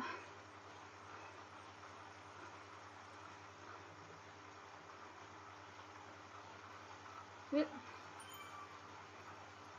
No. How do I shift this? Oh, okay. Well, it's okay. It's not so far if you want to go there.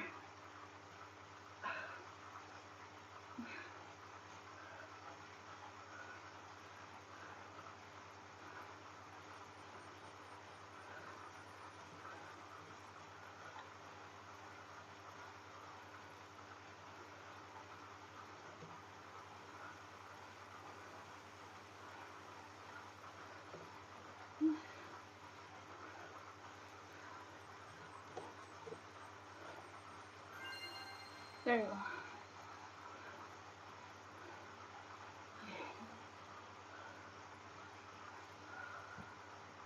Okay, so overall,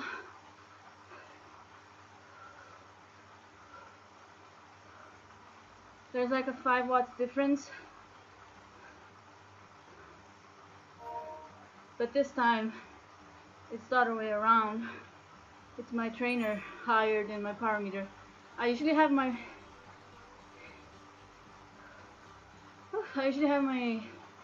power meter reading higher than my trainer.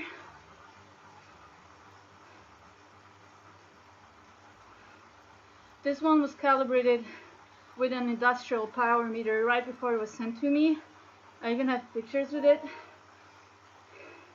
And I just put new batteries into my pedals just now, just before the race. But it's quite something. It's reading a little higher for sure. I hope that won't be a problem.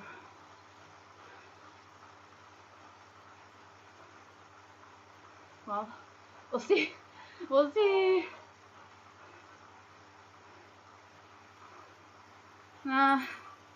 I wouldn't say good.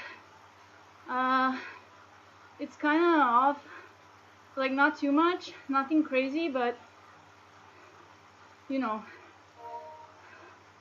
it's to my advantage now for sure. So I don't know. Yeah, I mean, it's not reading higher than my power meter was with the other trainer, but I guess that doesn't matter. Yeah, I did for sure. And it's also because how the trainer reacts on the punches and on the gradients are really weird. No, none of those are personal bests. That's true. It's nothing crazy. Like 5 minutes, 317 watts or 301, like that's not even close to my best. So doesn't, well, we'll see.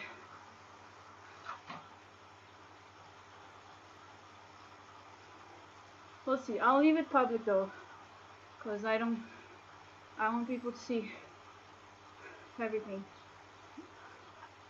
Submitted already, so we'll see. Yeah. Oh, here, let's check out the course for Mywood. Since we're here, I want to show you guys for Sunday. Ta-da! Okay, can you see well? Let me check.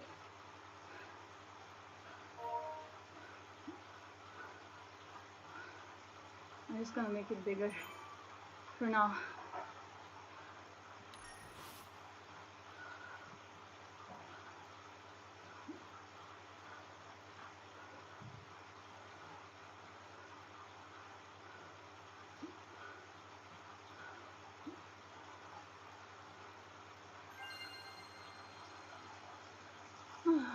Look at this first climb.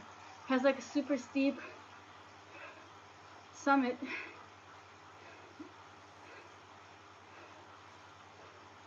It's a very short climb, but very steep it looks like. Very steep. 5.3% average. And then you have a slight downhill, it looks like, right into a long climb that looks pretty steep too. So, oh, I see. And then we kind of go through those rollers, then we go down on this little hill, and then we do it again to the finish line. Oh my gosh, it's twice the same thing. I need to go reckon this. Where is it? Zurich. Oh, Zurich. Alright. Well, looks good to me. You know why?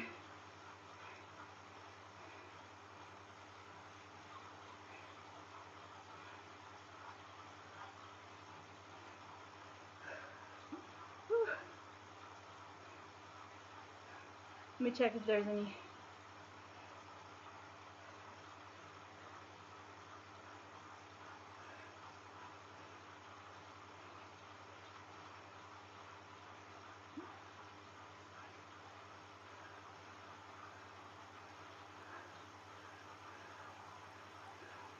I'm gonna write the team quick.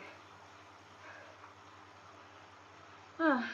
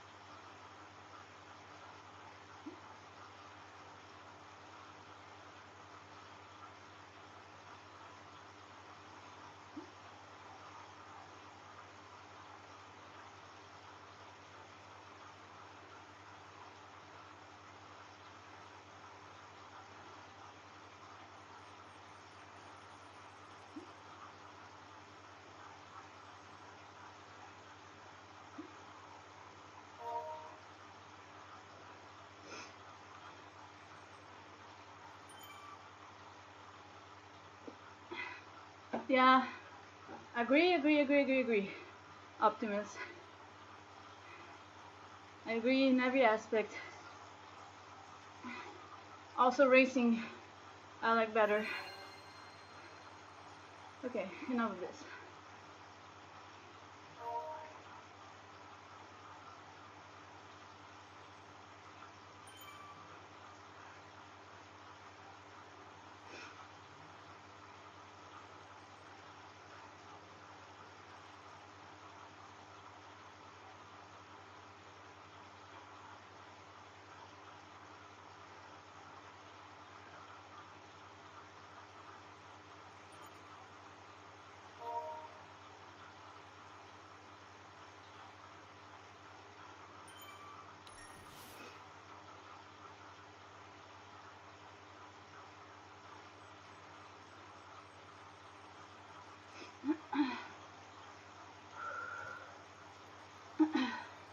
But the main thing today was the fashion. That's what I told the team. You gotta keep up with the latest fashion. So the hat, and I have the leader's jersey, and the hat just matches it so well. And with the Pinarello bike and those blue accents on the bike, come on, that's fashion.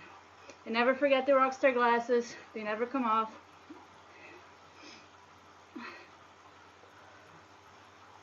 So, yeah, I like that hat. I prefer headband though, but the hat looks like comfy winter style. So, did you see the race, Spooky? Like I told you yesterday on your stream, if I don't win, at least I have good fashion. But now we got the best of both worlds, the fashion and the win.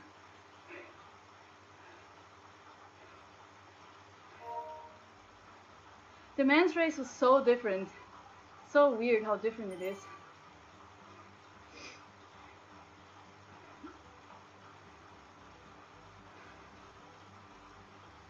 Oh.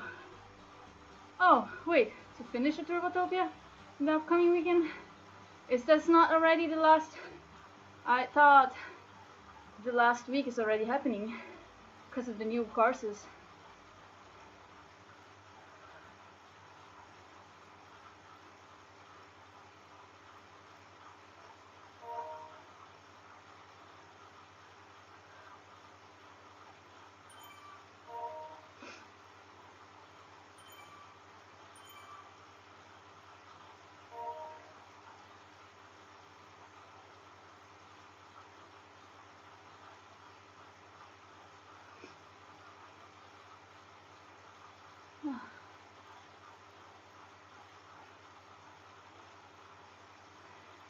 Ah, I see. Yeah, because you could rewrite all of them. And that's the last one now.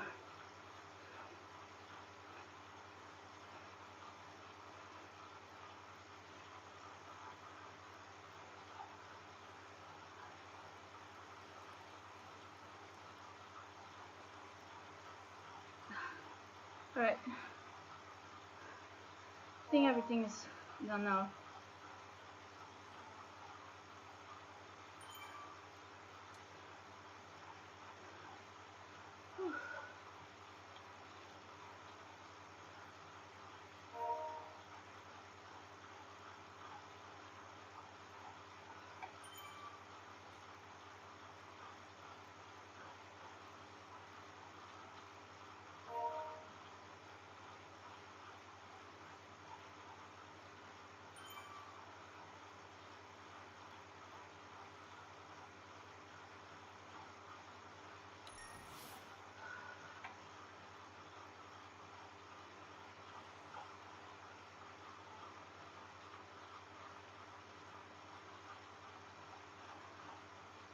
Okay.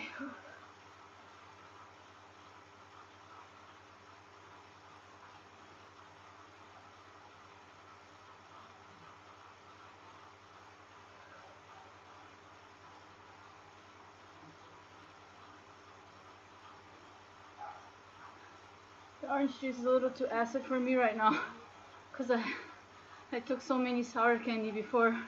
Well, my tongue is done.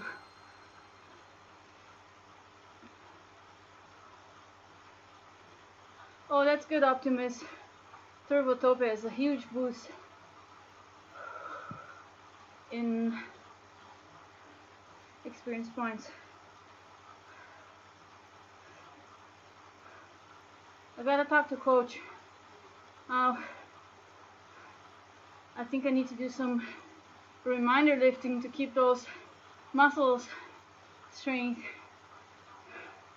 going.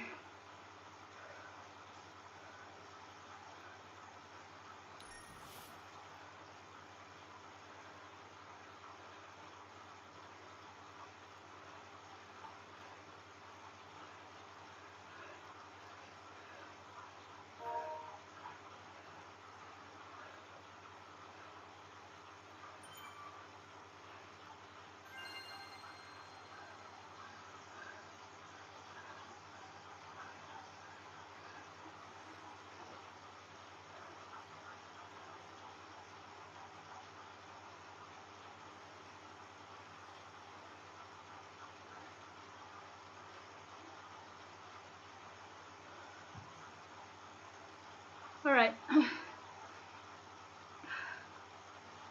Stream. Who else is doing something? Out to Zwift first try. Maxime. Who's Maxime?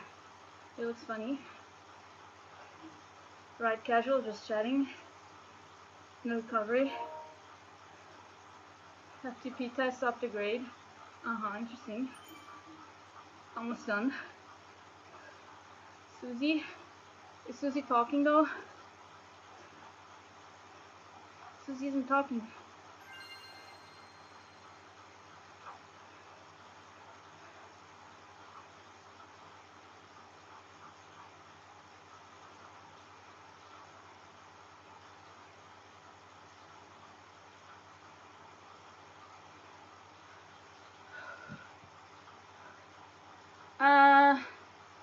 Okay, so here's the situation. All the finalists got a justo delivered to their house to practice on, because that's what we are going to be using on Worlds. But we didn't have to bring it with us. It stayed at our house.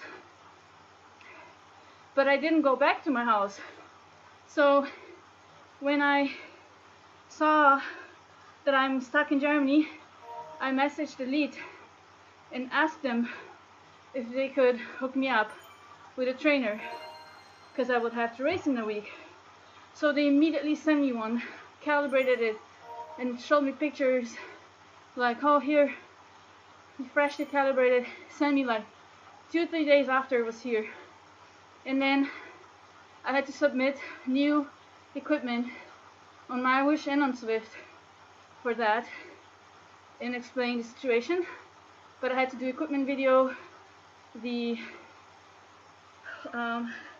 all the numbers and stuff.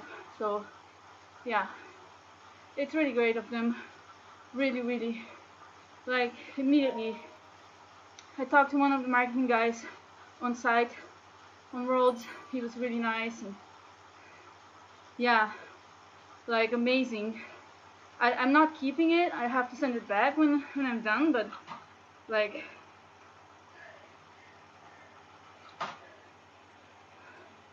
so nice.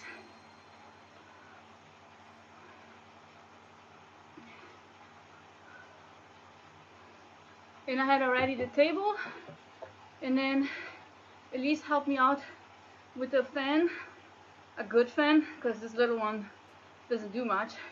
I also have one in the back, but that's like a $5 one. And hey, Susan. Oh, I miss you, Susan. Nice to see you here.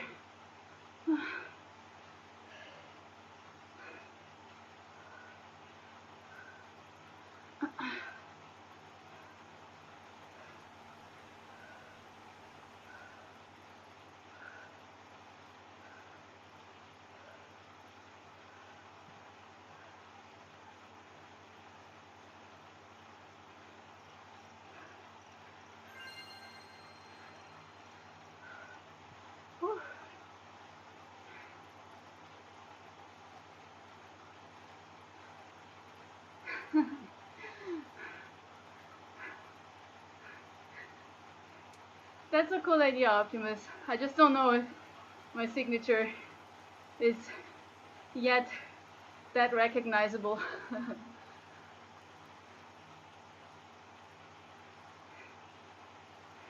Next race is on Sunday, goes well. You just raced an hour ago. I don't know if you're joking or not, but you missed it.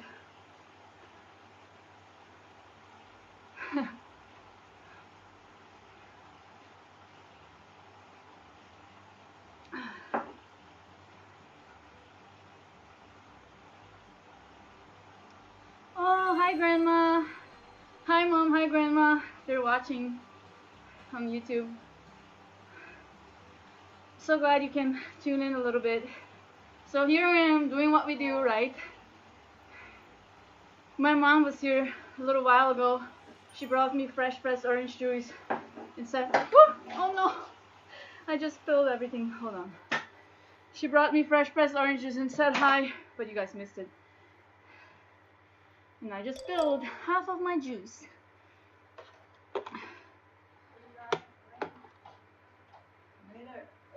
Ah, there she is. Say hi. Fala oi, a Susan e a Grandma estão indo pra academia agora. Elas estão assistindo. Hope you guys can catch her. Okay, aber She says hi. Ich sehe nicht. Aqui, ó. Okay.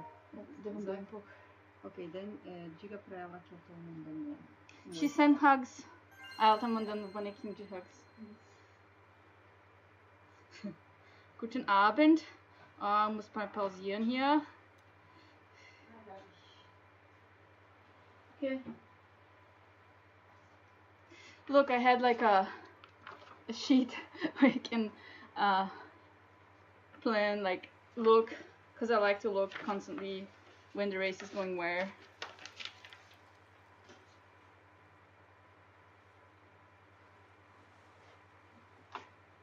Okay. I'm glad I didn't spill the other thing that I had before here with the oh, obrigada. Ainda bem que não derramei tudo. Por que você não toma? Tem que tomar logo por causa da vitamina. Sai toda a vitamina. Tava muito ácido. Ich kann jetzt gleich mal Deutsch reden, aber so viele Leute streamen schon auf Deutsch. Ich muss mal auch andere Sprachen reden. Mama helpt.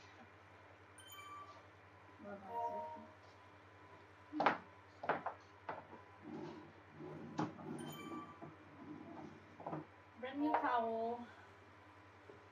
I'm glad we got so many of those rolls.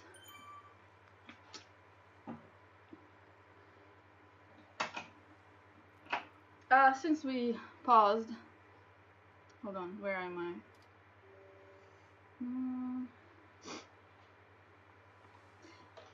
Hey, thanks, Christopher. I appreciate that. Yeah, it was like a moment where it's like, okay, I gotta commit now.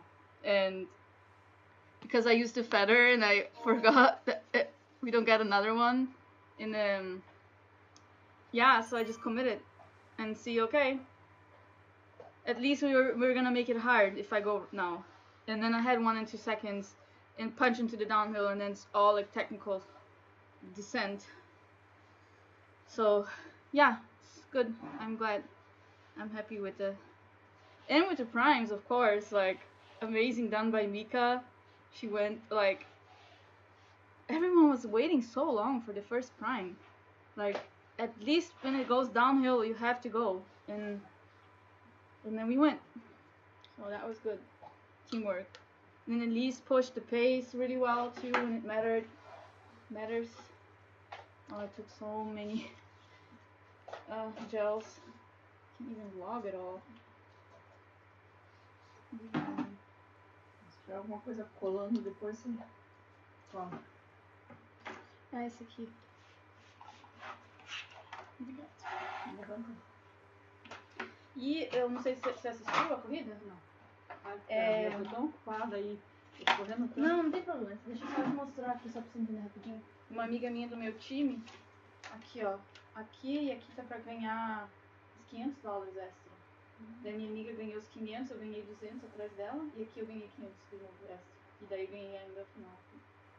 Legal, né?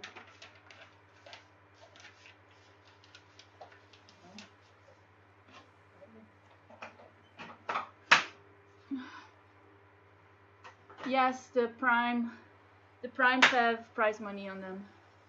I don't know exactly how much, actually. I was gonna get a bar, but I'll get one later. Just gonna keep going. Just make my legs feel good. One thing I like about those races are that they're pretty short. Like, they're, 40 minutes to 1 hour. I like that. I do like the longer ones too, though. Like both. But like, if you're constantly racing, like every week, or even twice a week, then it's really good to keep them a little shorter. But I think Power to the Tower will be a longer one, and sometimes on Whoosh there are longer ones too.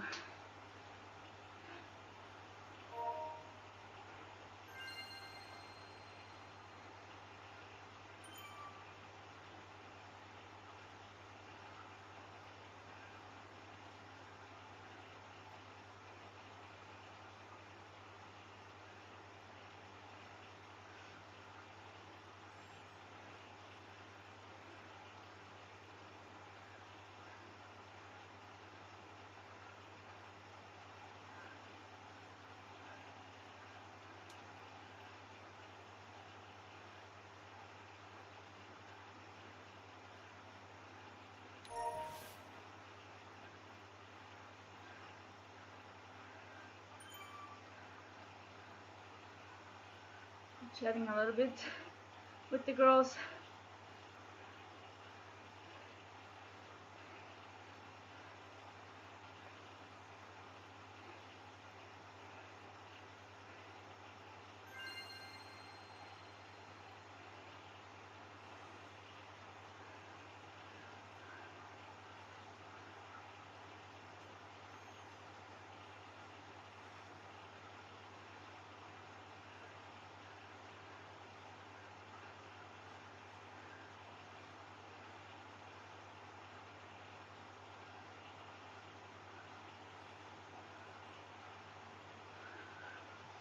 Oh yeah, Optimus. But it's not like you can just sign up for it, you know? Like, even if you have better numbers than some of the riders there, doesn't mean that you just get in. So, I would love to have the experience of racing on a world tour team. I don't want to live in that though. I would like to be a guest rider, like, you know, and join like a Tour de France. Especially if Zwift is involved, you know, we could have an amazing outdoor team of those girls here. Like, but it's not that easy to get in there, and you know, racing on the road is a whole different thing, and you have to be really experienced and have good practice. So that's also a reality. Like, would go to like training camps and stuff like that. So I would like to, yes, and if the opportunity is there one day, if it's not too late, then I would like to. But only, yeah, to like kind of like see how it's like and see what I can do. But like riders like Puck Petersen, she like had what, like 10 races on the road, and she just showed up, you know, and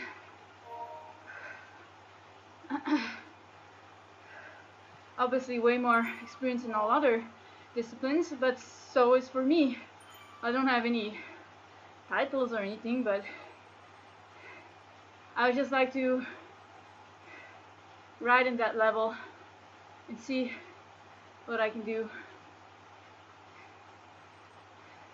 I would really love to see actually Catherine, for example, also race, some of the other girls, but not all of them race outside, so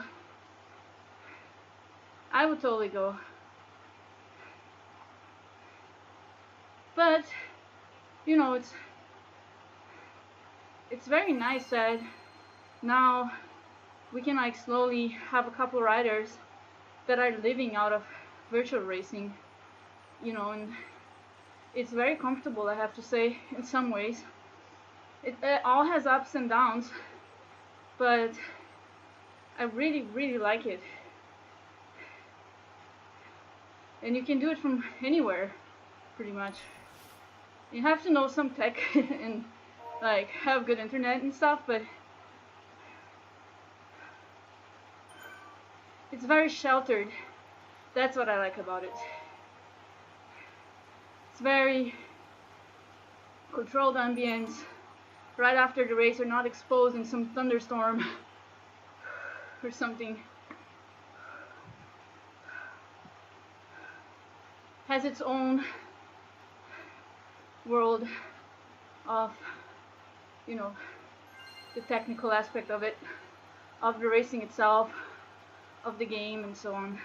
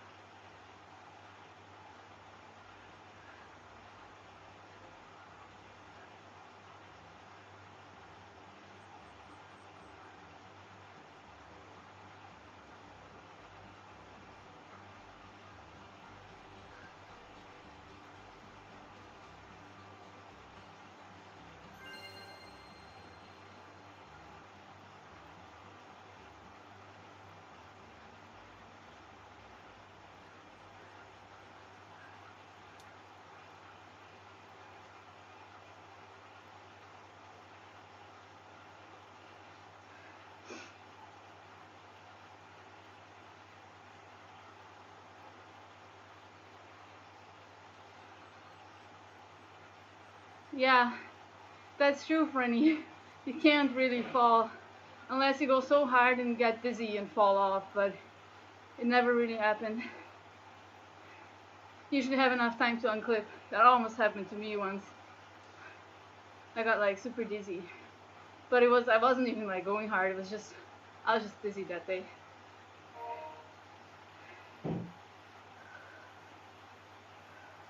Yeah, and you're not exposed to the wilderness of nature, you know.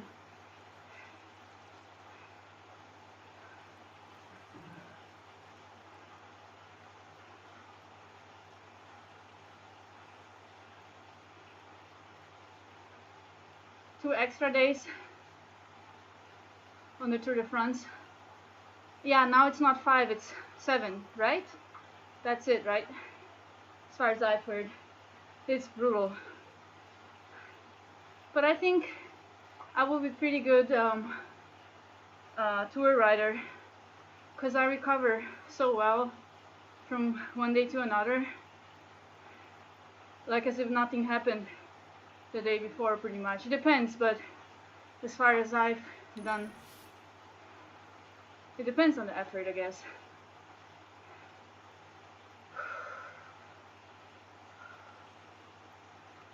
Oh, 9 for 2 days at the same time.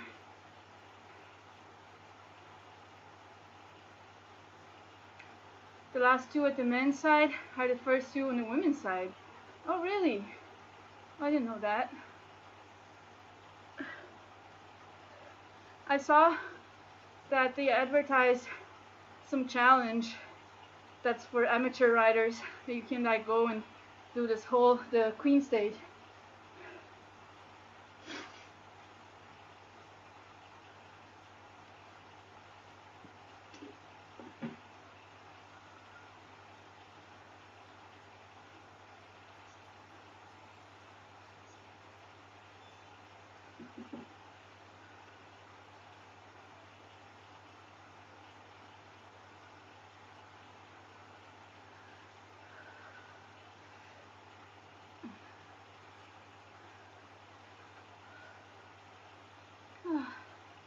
Okay, I gotta slowly gather some stuff for a reel today.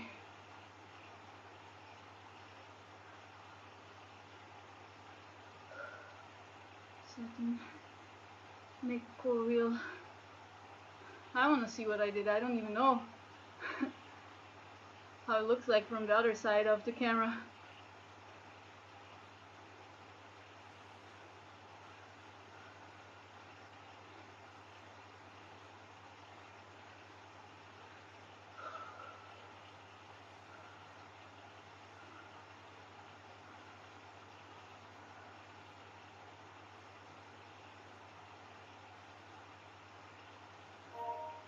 Yeah. Let me think about it.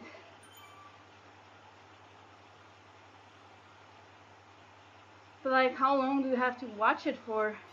You know, like if you sit there for 3 hours watching and then another hour race, that they're like the same day, maybe they should be after. I don't know. Maybe it's a good thing.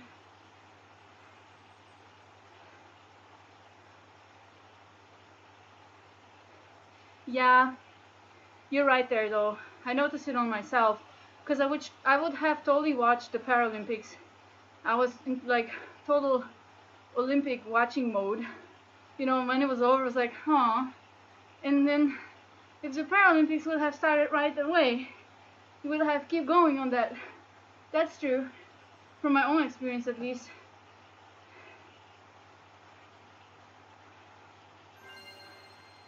Yeah, hopefully that works out with the tour.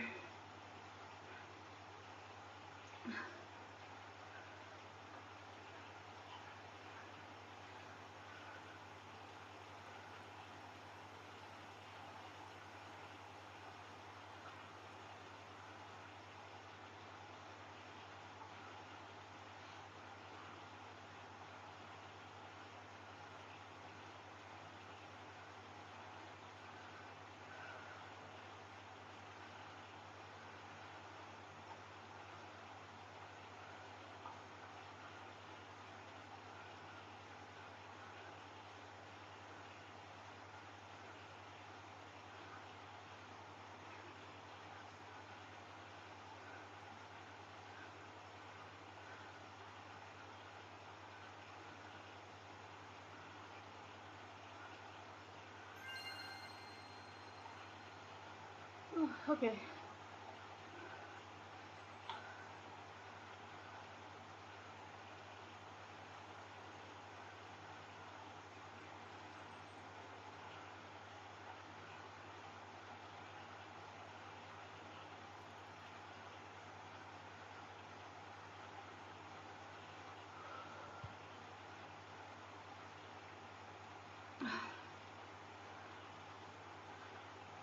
I'm gonna ride for another half hour probably, at least, and do some video editing.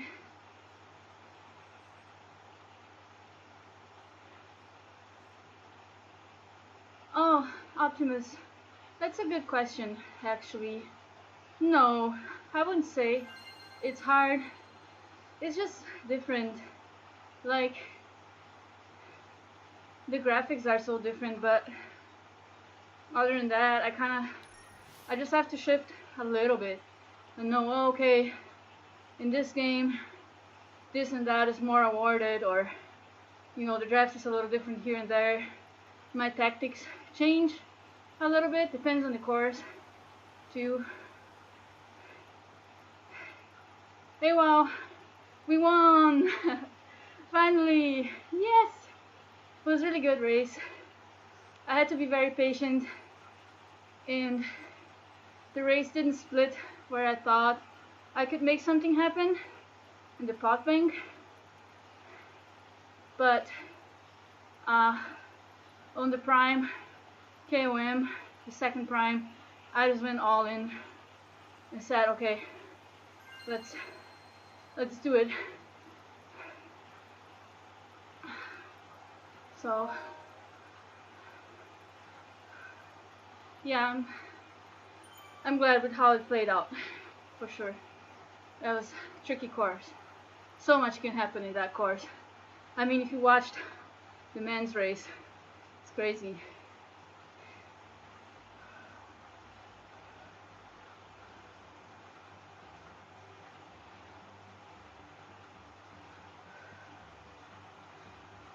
But I got to finally get into my TT mode a little bit. Haven't done that in a while. I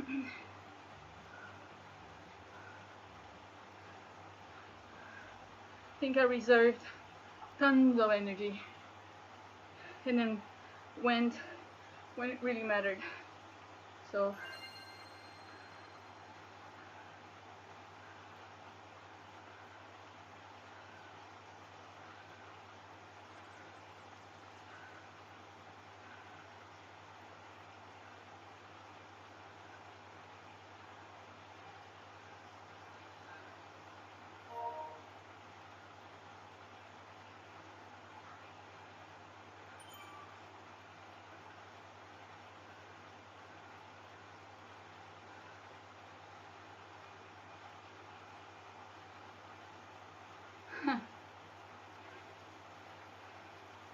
yeah, it's tricky with the climbs. You have to like stand up a lot. Well, I do. I struggle keeping the power sitting down. Thanks for the follow. Road Rally Race.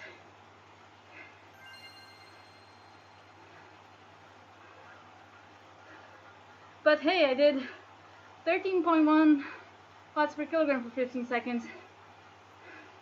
I'm not sure when that was. The sprint prime or the QM? I think it was the sprint prime. The QM prime, I don't know, maybe 1 minute 8.8, but that's far away from my personal best. It's like 9 point something, I think. Like there's nothing here that's like personal best, but it was all so much technical and timing. So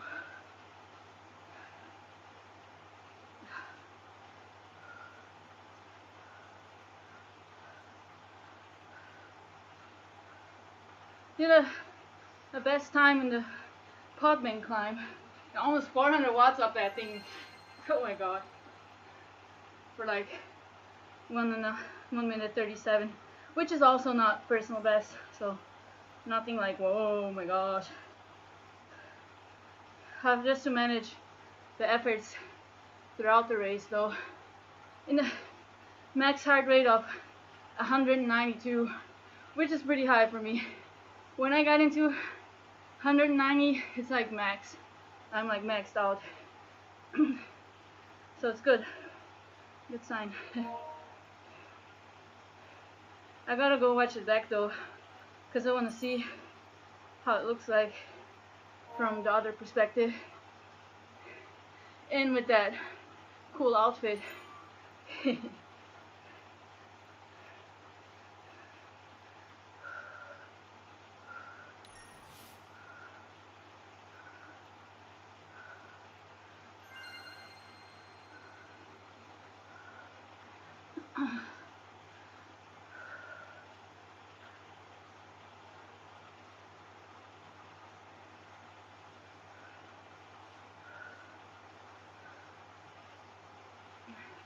It's gonna be such a tight battle though between Catherine and me, because you're like, it's just 1 point that you get more than the other person if you win and the other person's a second. And now at first she was first and I was second, then I was first and she was second and second, so I only get 1 point more each time. So I'm leading by only 1 point. That means I have to win the other races, or at least beat her, because I don't think that the other riders can get that many points back now. But I mean, KK, Mika, and Ariel, I think, I don't know, Jackie, they have pretty high score too.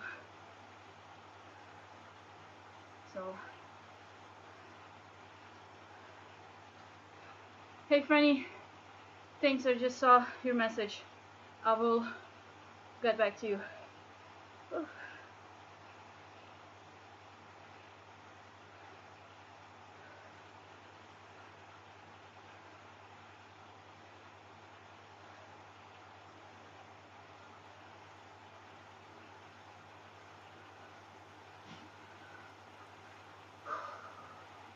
This is such a good recovery ride.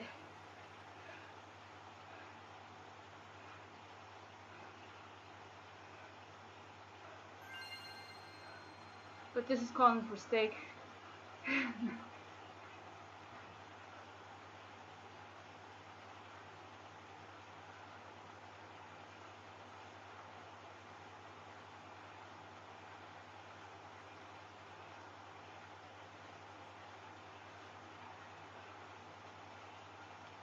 Now I have to switch my circadian schedule, let's call it like that, because the race on Sunday is early morning.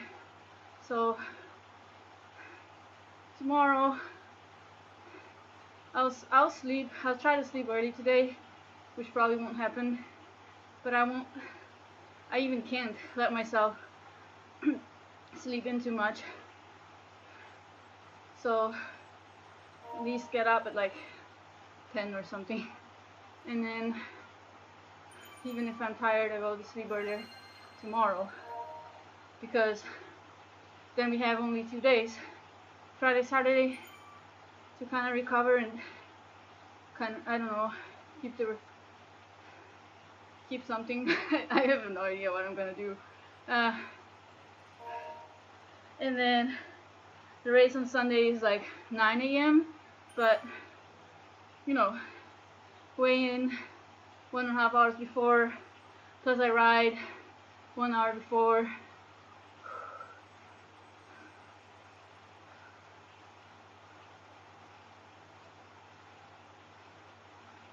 So it's like waking up at 6:30, I think, a.m.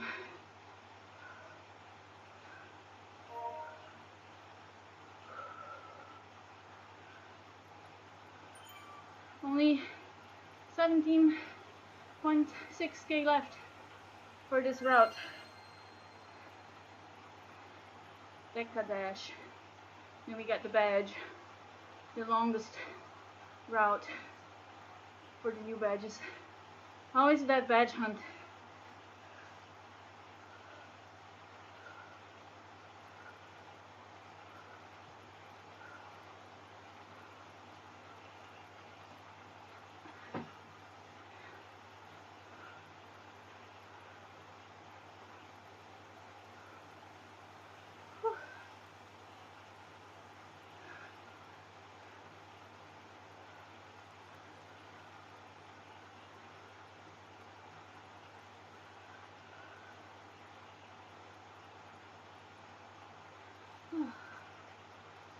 Up again.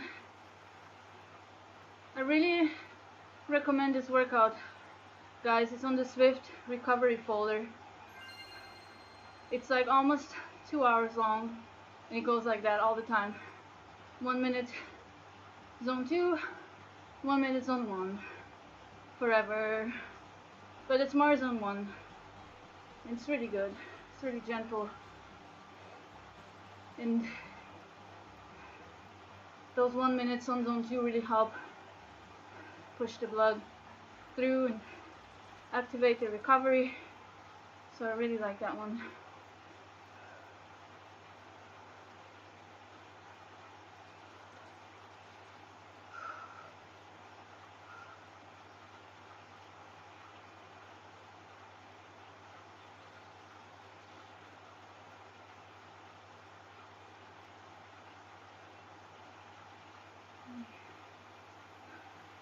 I wonder why my Facebook stream keeps dropping.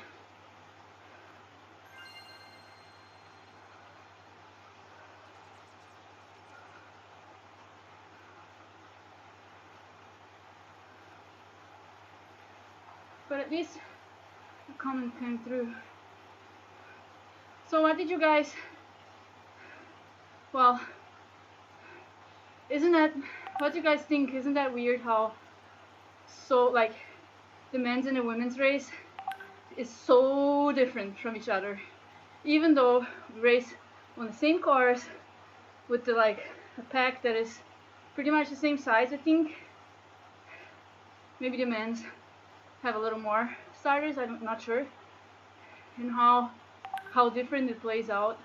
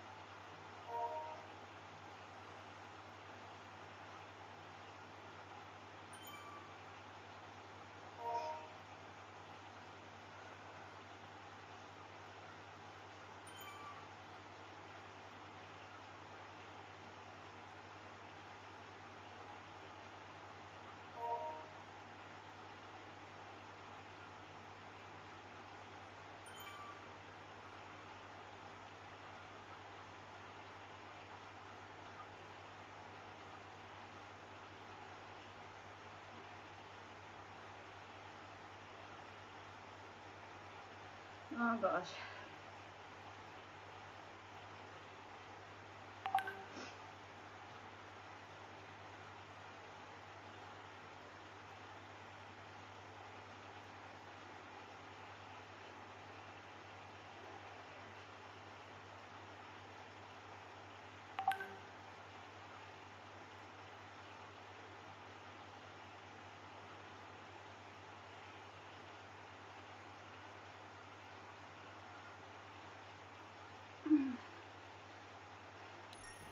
I'm gonna get my bar now soon.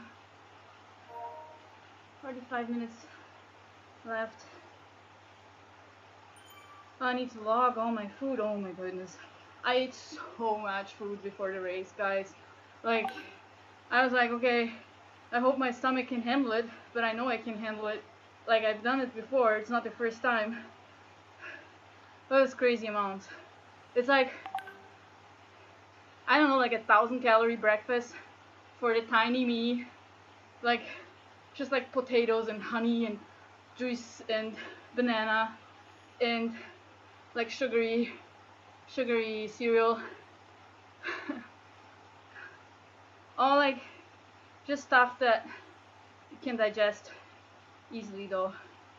I was paying attention, like it's like, oh, I really want chocolate. Like sugary chocolate, but no chocolate, because chocolate has fat and fat slows down digestion, and I need quick digestion right now. So get all the honey you want, all the like other things. That's okay. Even the cereal, I'm like, I don't know how fast does it digest. But anyways, I wanted to log. During the race, I had 2 gels of Precision Fuel, and before the race I had another gel. So that's it, right? Yeah, I think so.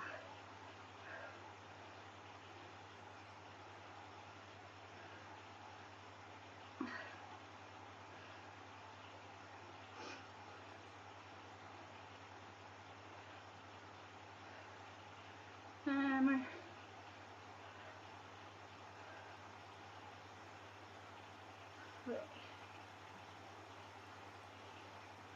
Did I log everything now? I think so.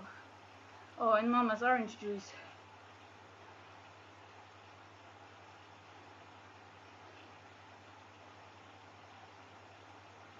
It's like a probably 200 milliliter cup. Não sei se eu vou falar com você ainda ou não, porque eu vou conseguindo algumas coisas Tá assim. tarde, né? Tá. Deve ter um tempinho amanhã pra gente falar.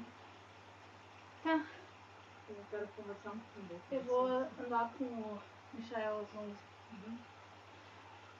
E sim, a gente Harry Potter de Depois disso. Não, tá. mas eu quero falar com você antes, sem outras pessoas. Não, diz pra gente andar. Ah, tudo bem. Está frio. Tá frio. Se Tá. pedala, eu ando mais frio. Pode ser. Saber que eu tô querendo andar Tá. A gente marca. Pode ser alguma coisa assim. Oi? Pode ser alguma coisa assim, eu pedalo e você anda aqui. Ok. Boa noite. Eu não vou dormir já, mas eu vou estar em cima, né, fazendo as coisas. Ah, tá. E aí eu vou pra frente. Ok. Tá bom. Quando você fechar ali, Gabi, fecha com aquelas 2 travinhas. Sim, Não fecha a porta por causa do cabo. Ah, tá.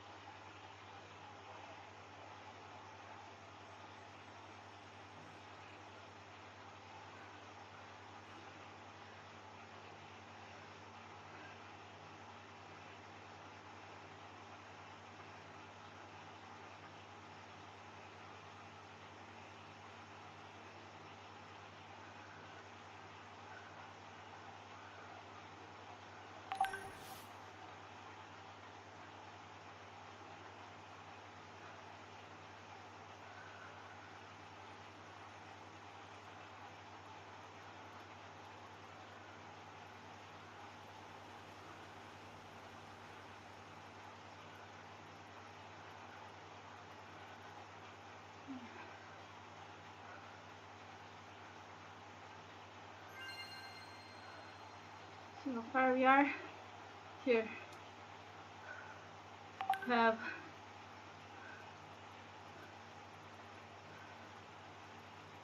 2 blocks left.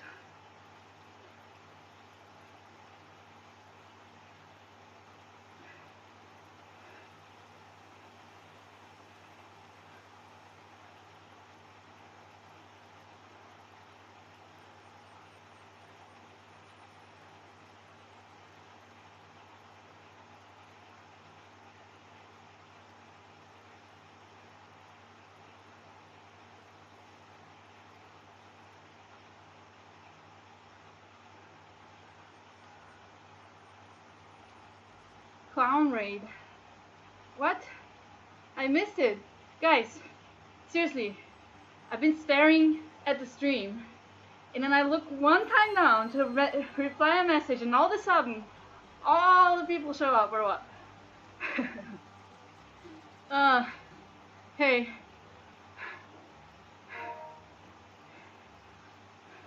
I'm not ignoring you guys. I'm here. I'm talking, okay? Right? No, seriously, I wasn't here to raid of clowns. Clown raid! What? I'm just doing a after race chill out chat.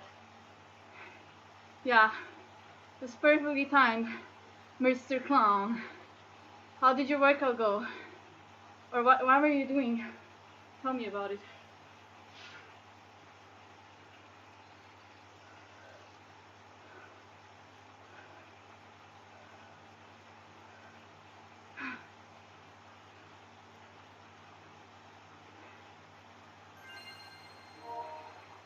Ah, good. That sounds chill.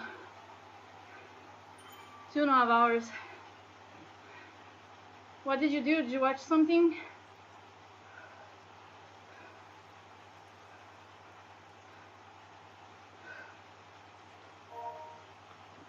Music.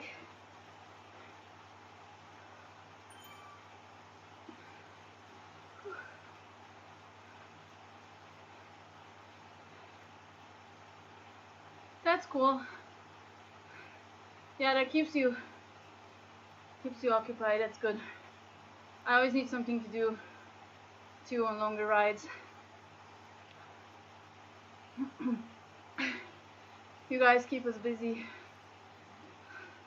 The streamer world.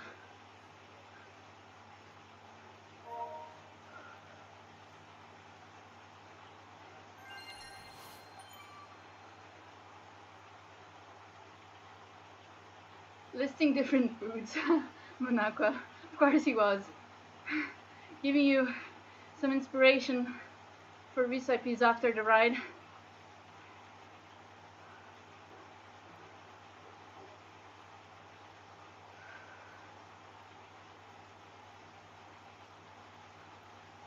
What hospital visit?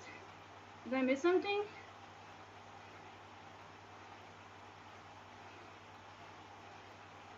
Hospital visit doesn't sound good.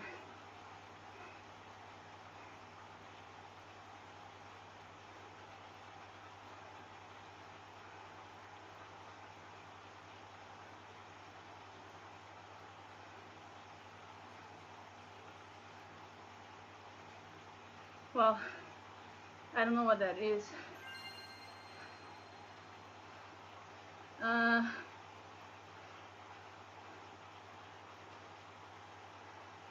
Google.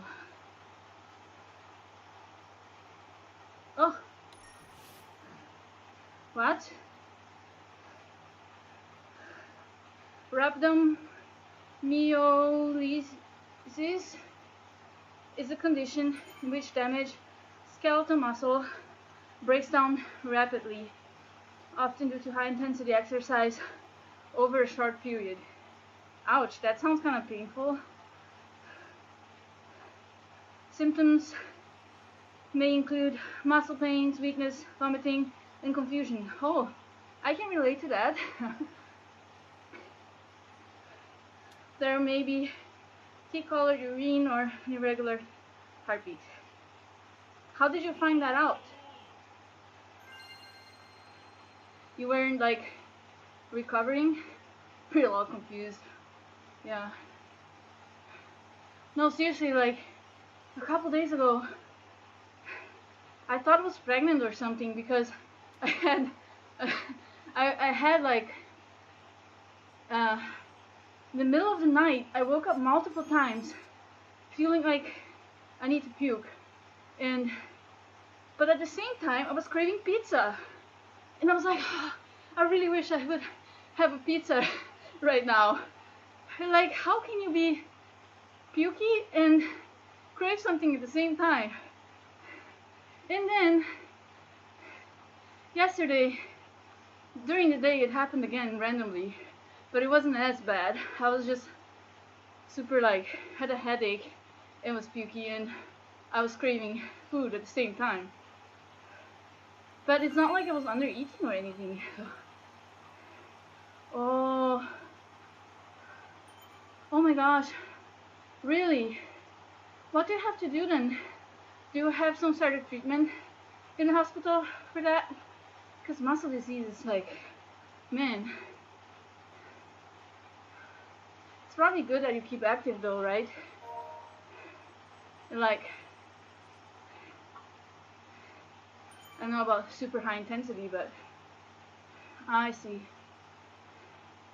Do you have to do it regularly or only when you get symptoms or like endless cramps and pain?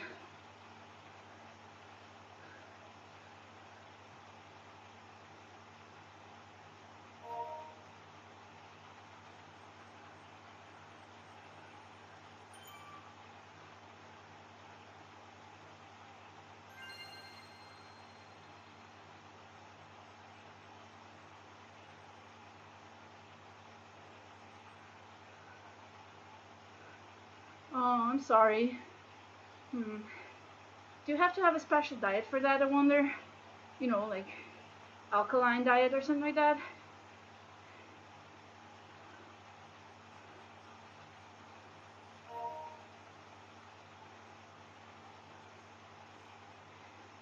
Yeah, really. That's really good. You recovered well, it seems like. You're not quite swallowing the journey. Good job.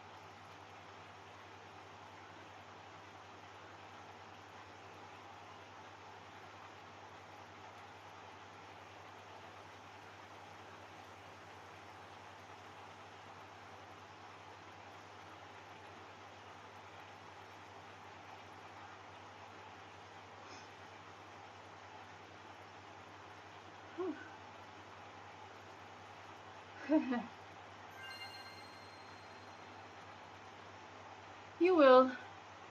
You will get back to your FTP. Just consistency is key. Yeah, that's the cool thing about the streaming community. We have all kinds of people, from elite races to like people that just started, or people that are recovering from something. It's pretty cool.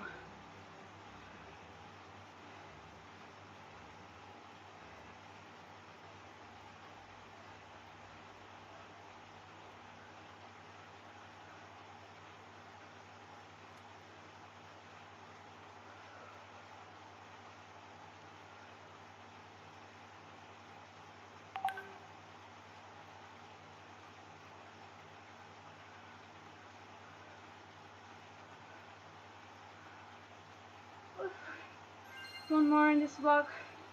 I'm getting tired now.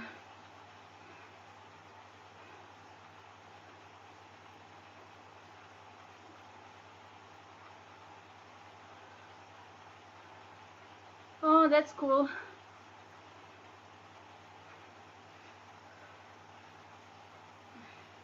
That's really good. Yeah, that was also a German guy that showed up in my stream. I forgot his name. But he was looking for a new trainer. And then Pia, my friend from Germany, that also went to Worlds, she had that juice stove and she wanted to sell it. And he was looking for one. So it was nice to, like, you know, make the bridge to make it happen so he could get cheaper equipment, or equipment for cheaper. I don't even know how to say it right. Get good equipment for cheaper, and she could sell it because she doesn't need it. She just got it for Worlds. She uses something else.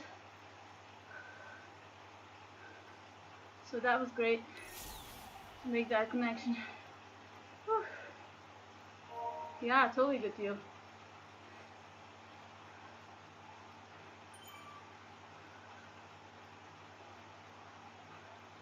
Diretto, I had one. I had one before. I think it's still, I forgot the word. You can still use it for elite races, I think.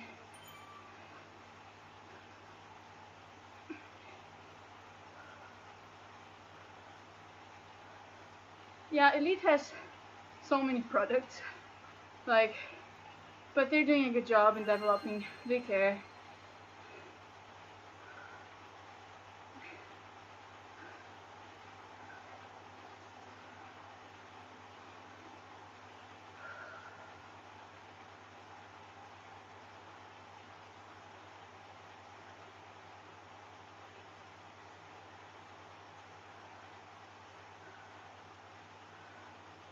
Oh.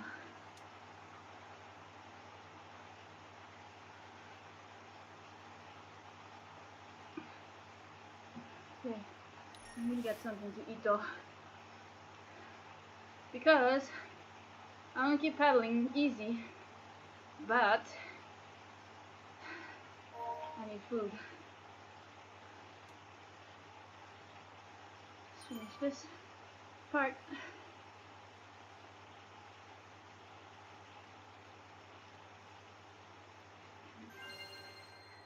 Okay, I'll be right back. Look, I have a be right back thingy. Oof.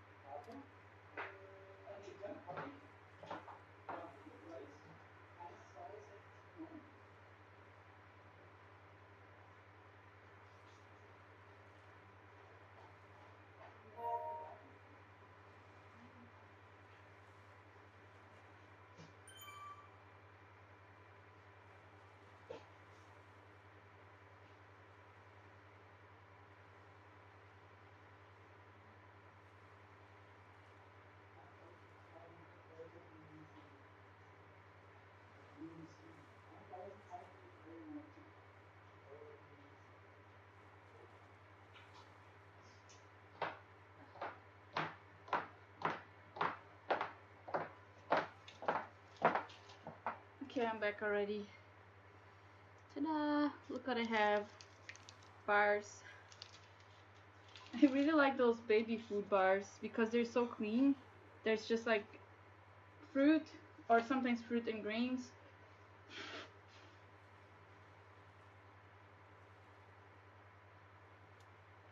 You broke 4 trainers previously? What? How? I like that the elite ones are very stable, like for sprinting at least.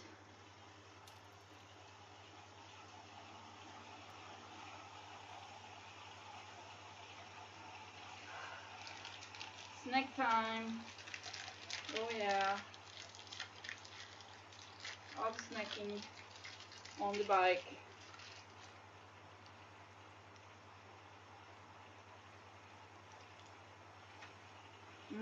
Finally I can eat my chocolate. The Snickers type. Oh, it's really good.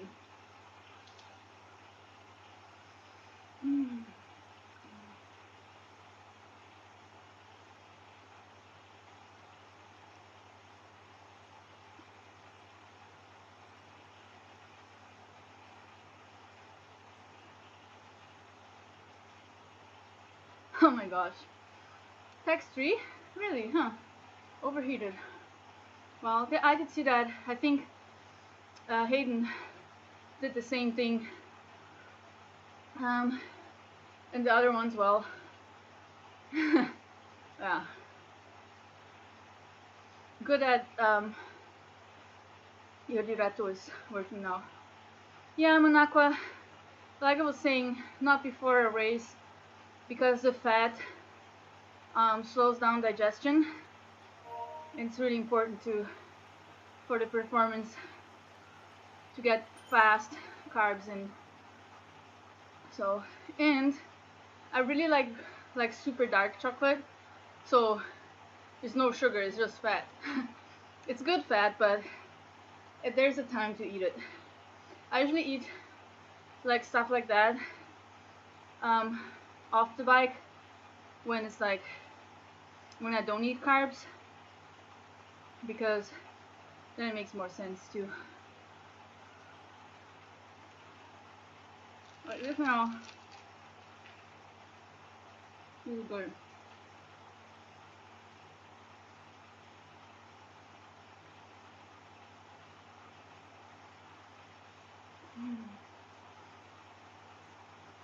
Oh, I just realized tomorrow is the last day I have a car. My parents are leaving the country for 2 years. I happen to show up here and I can have the house for now, which is great, but not a car. And we kind of live like, it's not really easy to get around, even with bus and stuff, with public transportation. You know, if I would have to carry heavy things or something, but no, I won't be riding outside either, because it's too cold. Hey, that's the last time we go up the climb. So I'm kind of gonna be stuck here in the house for a little bit, but it's fine. I have so much to do because of the racing and my visa application, and I have everything I need right here, so it's awesome. I mean, we have a supermarket 2 minutes walk time, you know, you can just take a backpack. Race bus time. Now I have some KOMs that I want to get around here still, but I'm not gonna go after them when it's that cold. I don't even perform that well, so I don't like exposing. Hey Andraji, thanks for the raid. Now I saw it, huh? I saw the raid.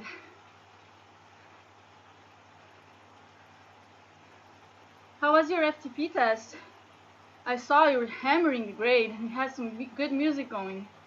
I hope it did go well. Did you do like multiple times? If you're still here and listening.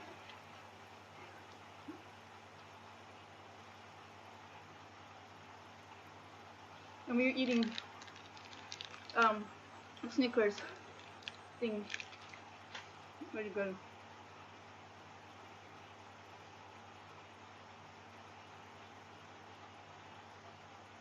I just know that Andrade was doing FTP test. Okay. Whew, one more. Pode falar em português. Super entendo. He's tired of thinking in English, and he's gonna speak Portuguese. I can translate for the stream. Pode falar em português, sim. I so understand that. Like, your brain just burns out from constantly speaking in another language that's not yet natural to you. The Google Translate died on you. I can translate. My brain is working still. Now that I got some chocolate in. Whew. Oh, but those 1 minute thingies are making it a little hard right now. But they're good. And this is the last one, last set. Same English as my native, and sometimes it's difficult, yeah. Andrade. Yeah, it wasn't what he was expecting, but it's start of the season for you, so eu entendo. Tem que ter paciência mesmo. Mas é com o treino e com esses testes que você vai evoluindo, né? Hoje já foi mais um passo. Botar o trabalho, fazer o treino.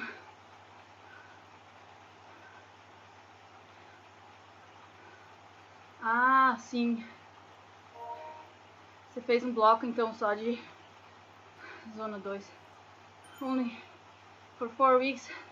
Only zone 2, yeah. Cannot expect to have like a super high performance all of a sudden in VO2 and FTP wise or threshold.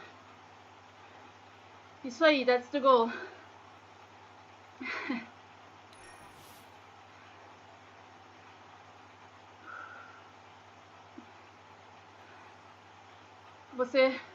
Qual que foi o teu maior já até agora? FTP 5 ou mais? Você já conseguiu mais?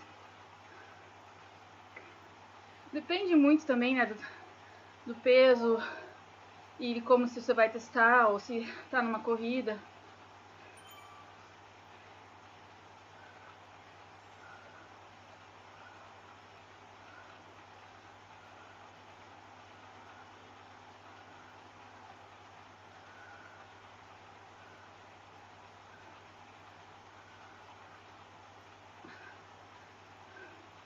I want to always try to keep mine above 5, but it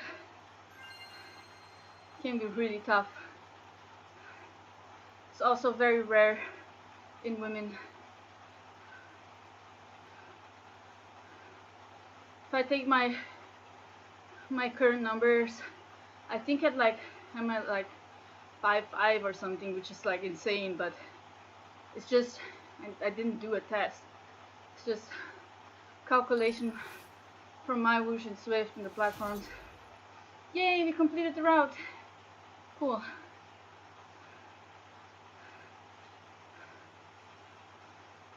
Ah, entendi. É uma boa jornada até aumentar 1 watt por quilo, né? Mas não é impossível. Qual que é a tua... Quais são os teus objetivos agora? Você vai correr indoor na temporada agora ou aqui no Brasil? Bom, na Europa, no hemisfério, vamos dizer, no hemisfério norte é inverno, então é temporada. Mas no hemisfério sul, se por exemplo tem amigos brasileiros, para eles é verão agora, né? Ou para Austrália, Nova Zelândia. Mas se você correr tipo Swift Racing League ou essas coisas assim, já ajuda bastante.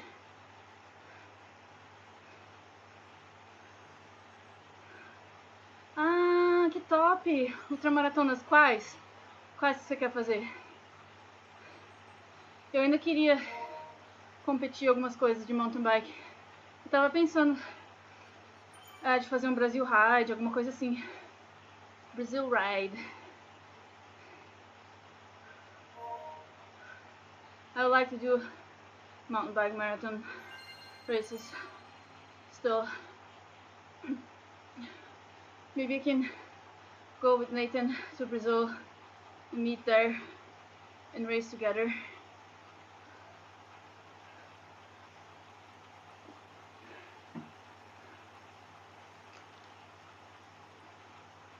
Em Portugal tem bastante.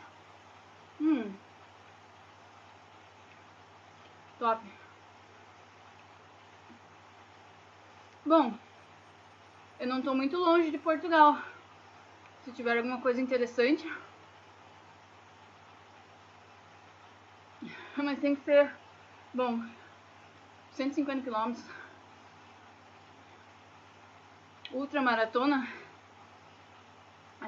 Bom, acho que não é isso que eu quero fazer não, mas legal se você vai.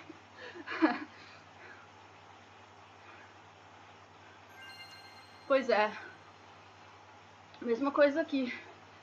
Se eu tiver patrocínio eu vou, se não, talvez.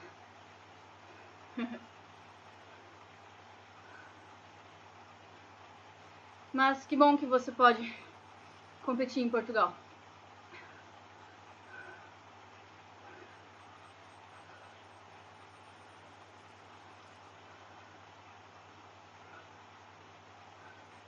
Ok, valeu Andrade. Boa recuperação. Have a good recovery. See you there. Thanks for the raid again. Manda um abraço pro Nate, sim.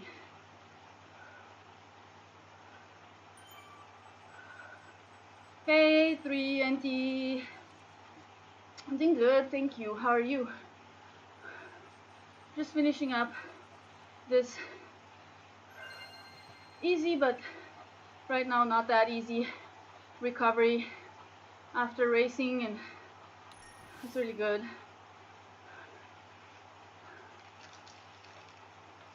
Oh, phew. How long? The race? Well, I won, so it was good, but it was really tricky, and you know, had a little bit of luck and had to commit my move, and it worked out. So yes, I won, Thelma. This time finally, not second.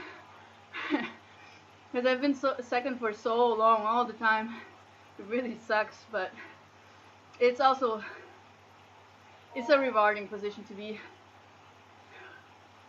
Finally I got the win, yeah. It was a good win, like by like 30-second gap I could open up. I attacked over the top of the second prime, was a KOM.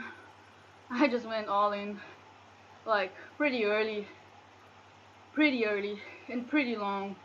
So yeah, it was a bold move, but I just had it today and committed. It hurt a lot, but because like you have to get into this TT mode and watch the chase, you know, and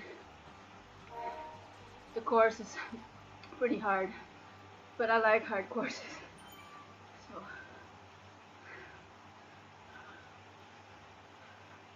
no time for zone 2 lately for me. Just racing.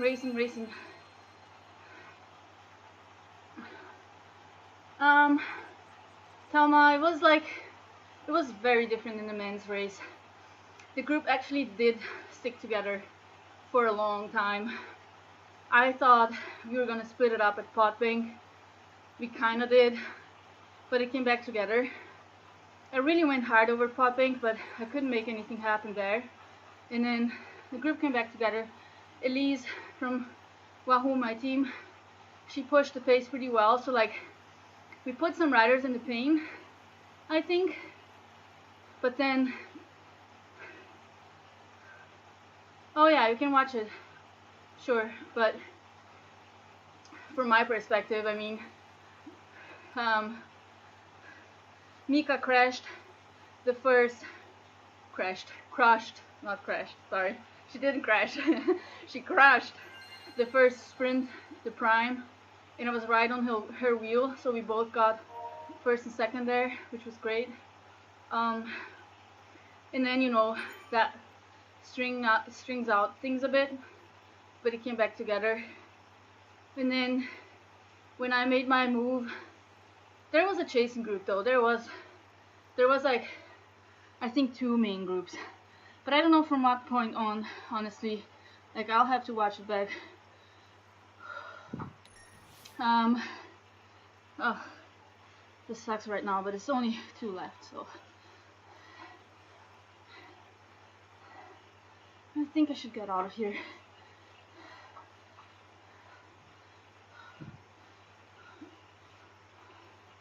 Or maybe not. No, maybe not. Let's just stay in Jarvis Island.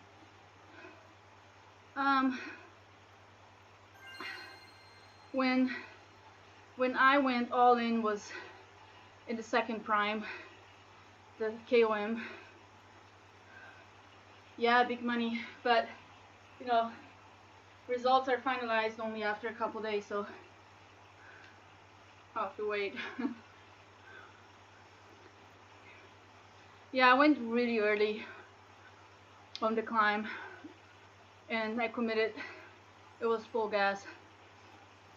It really hurt. But I think I played the downhill well, and the girls didn't work together today necessarily. They did 1 or 2 things here and there, but yeah.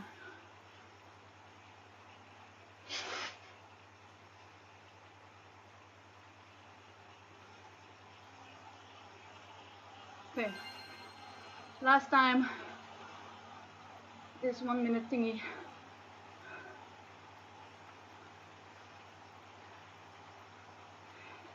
It's a really, really technical course. So much can happen. You cannot really plan much, you know. Thanks for the follow, Park. I see. You can plan all kinds of things in that course, but there's just so much. Yes, I'm not voluntarily here. I miss my husband so much and it hurts. But on my way back from Abu Dhabi, there was a problem with my travel document because I applied for citizenship and I can only travel with a document. And I applied for the document before my travel. And then the whole process didn't work out. And then I had to travel either way. You know, I'm not gonna miss Worlds. If someone didn't call me that should have called me to get me the emergency travel permit. So then I thought, oh well, I can just go back into the country with a ESTA visa, which is what all Germans use to get into the country. But that didn't work because I have like a open status that I applied, and then it just said, nope, you couldn't have traveled, you cannot enter with this visa, and you just cannot travel. So I was like, okay, help. Luckily, my parents have a house here. I also have the option to go to Brazil, but Germany has more structure, was closer and safer for now. You know, I can be on my own here and get stuff done. I needed to renew documents anyways, but yeah, now I have to apply again for a visa, and that takes forever, and I don't know when I'm gonna go back home. No, not right away.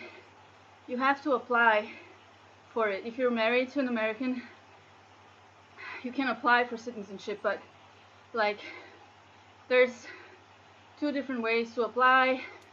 One way takes like over a year, and the other way, which is the one that I'm doing, is like it takes like minimum of 3 months or something. I have to wait, and then I can go in the country.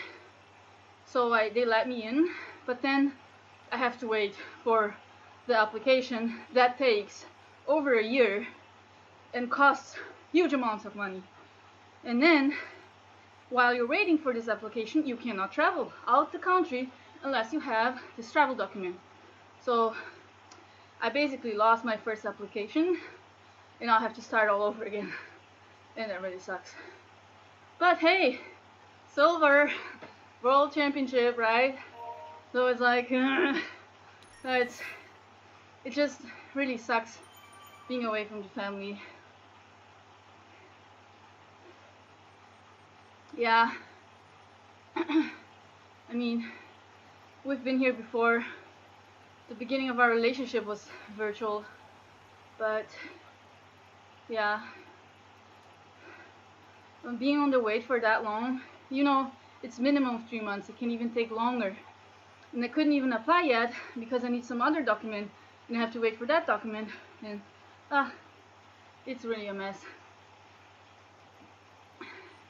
I'm just trusting God that it's gonna be good come out of the situation,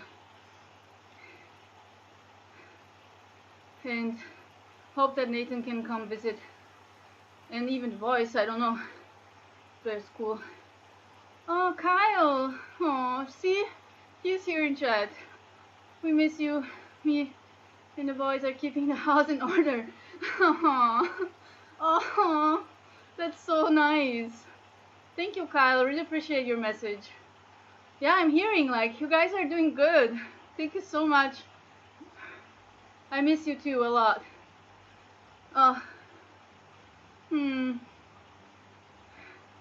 Yeah, see, Thelma, now you got the real feel.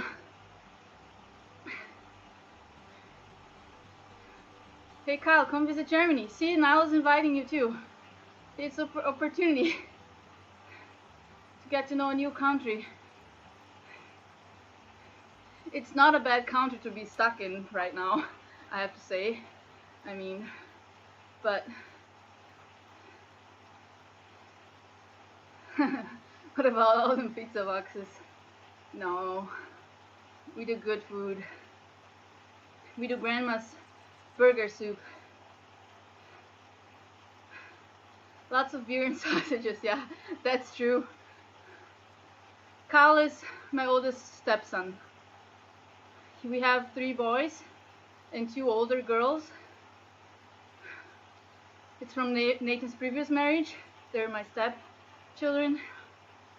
And yeah, Kyle is great. He has so many talents and he does really well in school. And like, wow, he draws so well and has a really good sense of music and plays sports really well. He rips it on the mountain bike. He's really determined, and yeah.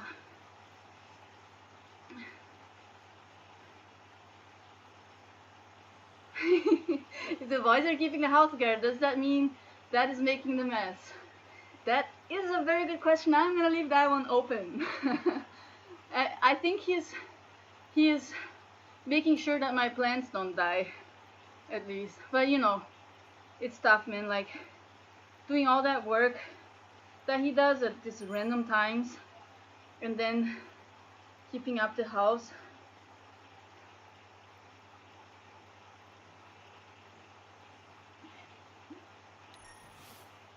Message in game.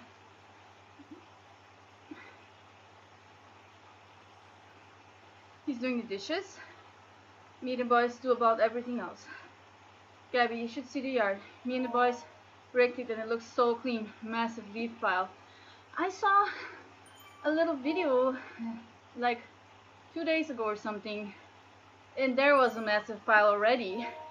Did you guys like do even more? Should probably be fun to like jump in it or something and mess it all up again. Good job. I know it's a lot of work right now in the season because all the leaves fall and we have this gigantic tree in the yard. So thank you so much, boys, that you're keeping it up. Good job. We're gonna go through this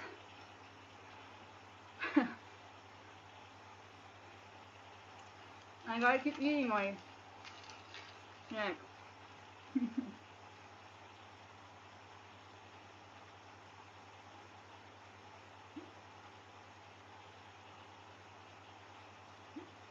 I'm gonna tell Nathan to send me some pictures.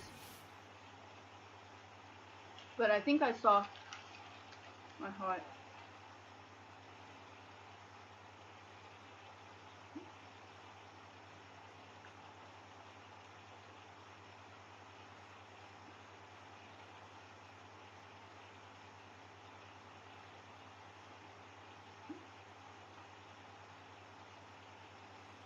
Oh my gosh, I need to message people now. Rick, you have experience with fall leaves too? No. You can hire our boys. $100 the hour.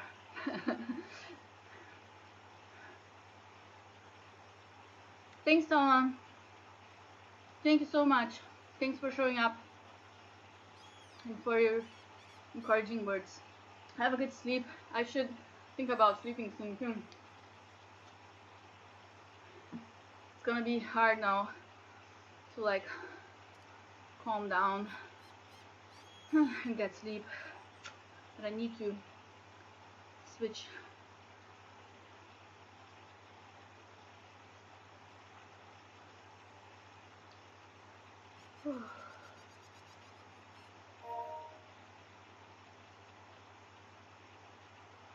Where is that? Thank you.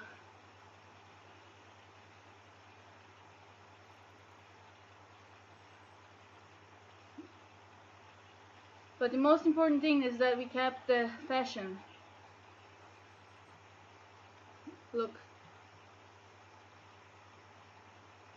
With the hat.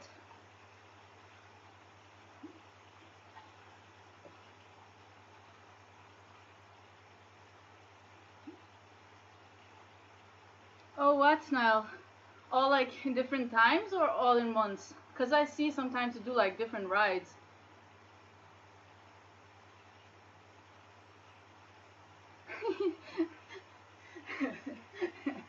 That's so true. Next time I want things doing around the house, just go on holiday. Isn't that awesome? But no, but they even do it when I'm around. That's so nice. Like I taught them a couple things and, you know, explain why. And I'm so glad that they see it and respect it. Couldn't ask for more. Nice hat, nice and warm. At least 50 watts extra. I agree. It's cozy.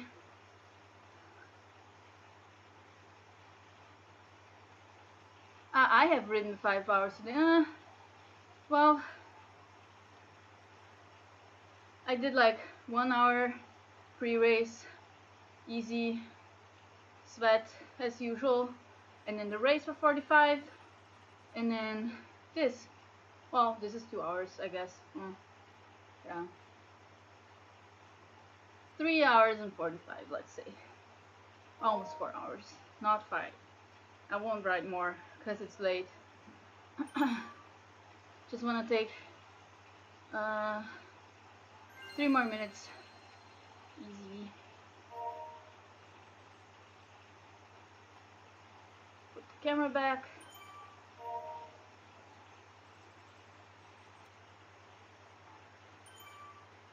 I'm gonna go uphill right now. Okay, here we go.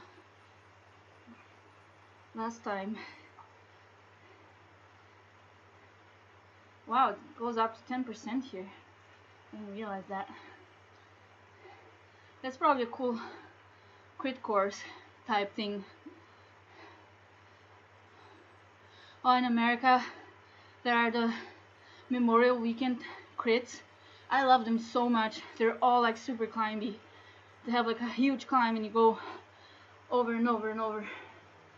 I really want to do them next year again, just because they're so much fun.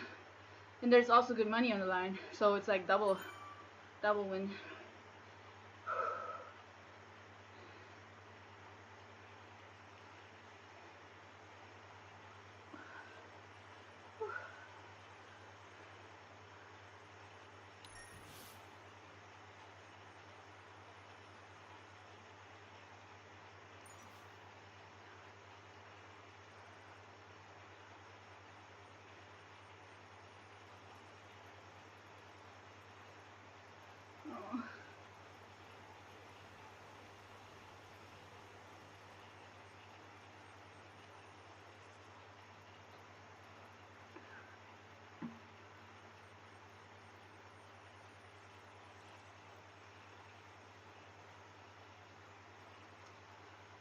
Alright, I think we're done now, right? It can be done.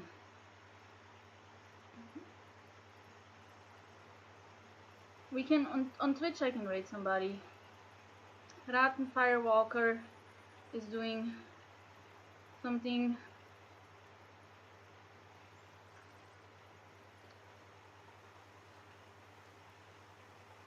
And for YouTube, well, YouTube, you do what you want to do, right? You just do what you want to do.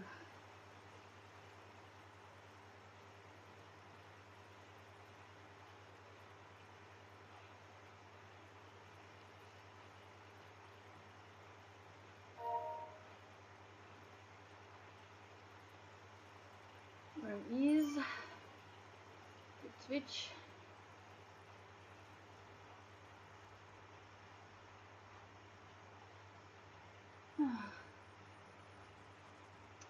Alright guys, I think it's time now. So Sunday Race Club, gonna smash that one and do good. That's the third race, I think, then too, because the finals is then 1 week after, I think. Yeah, I think so. It's gonna be a good one, Climby. So thanks for chatting, peoples. Really appreciate all the cheers and encouragements and tips. And see you on Sunday then. You know, you gotta follow if you want to receive the notification. I'm gonna raid. I don't know this guy, but he's talking and doing something, so I guess I guess you can watch. Bye, Twitch.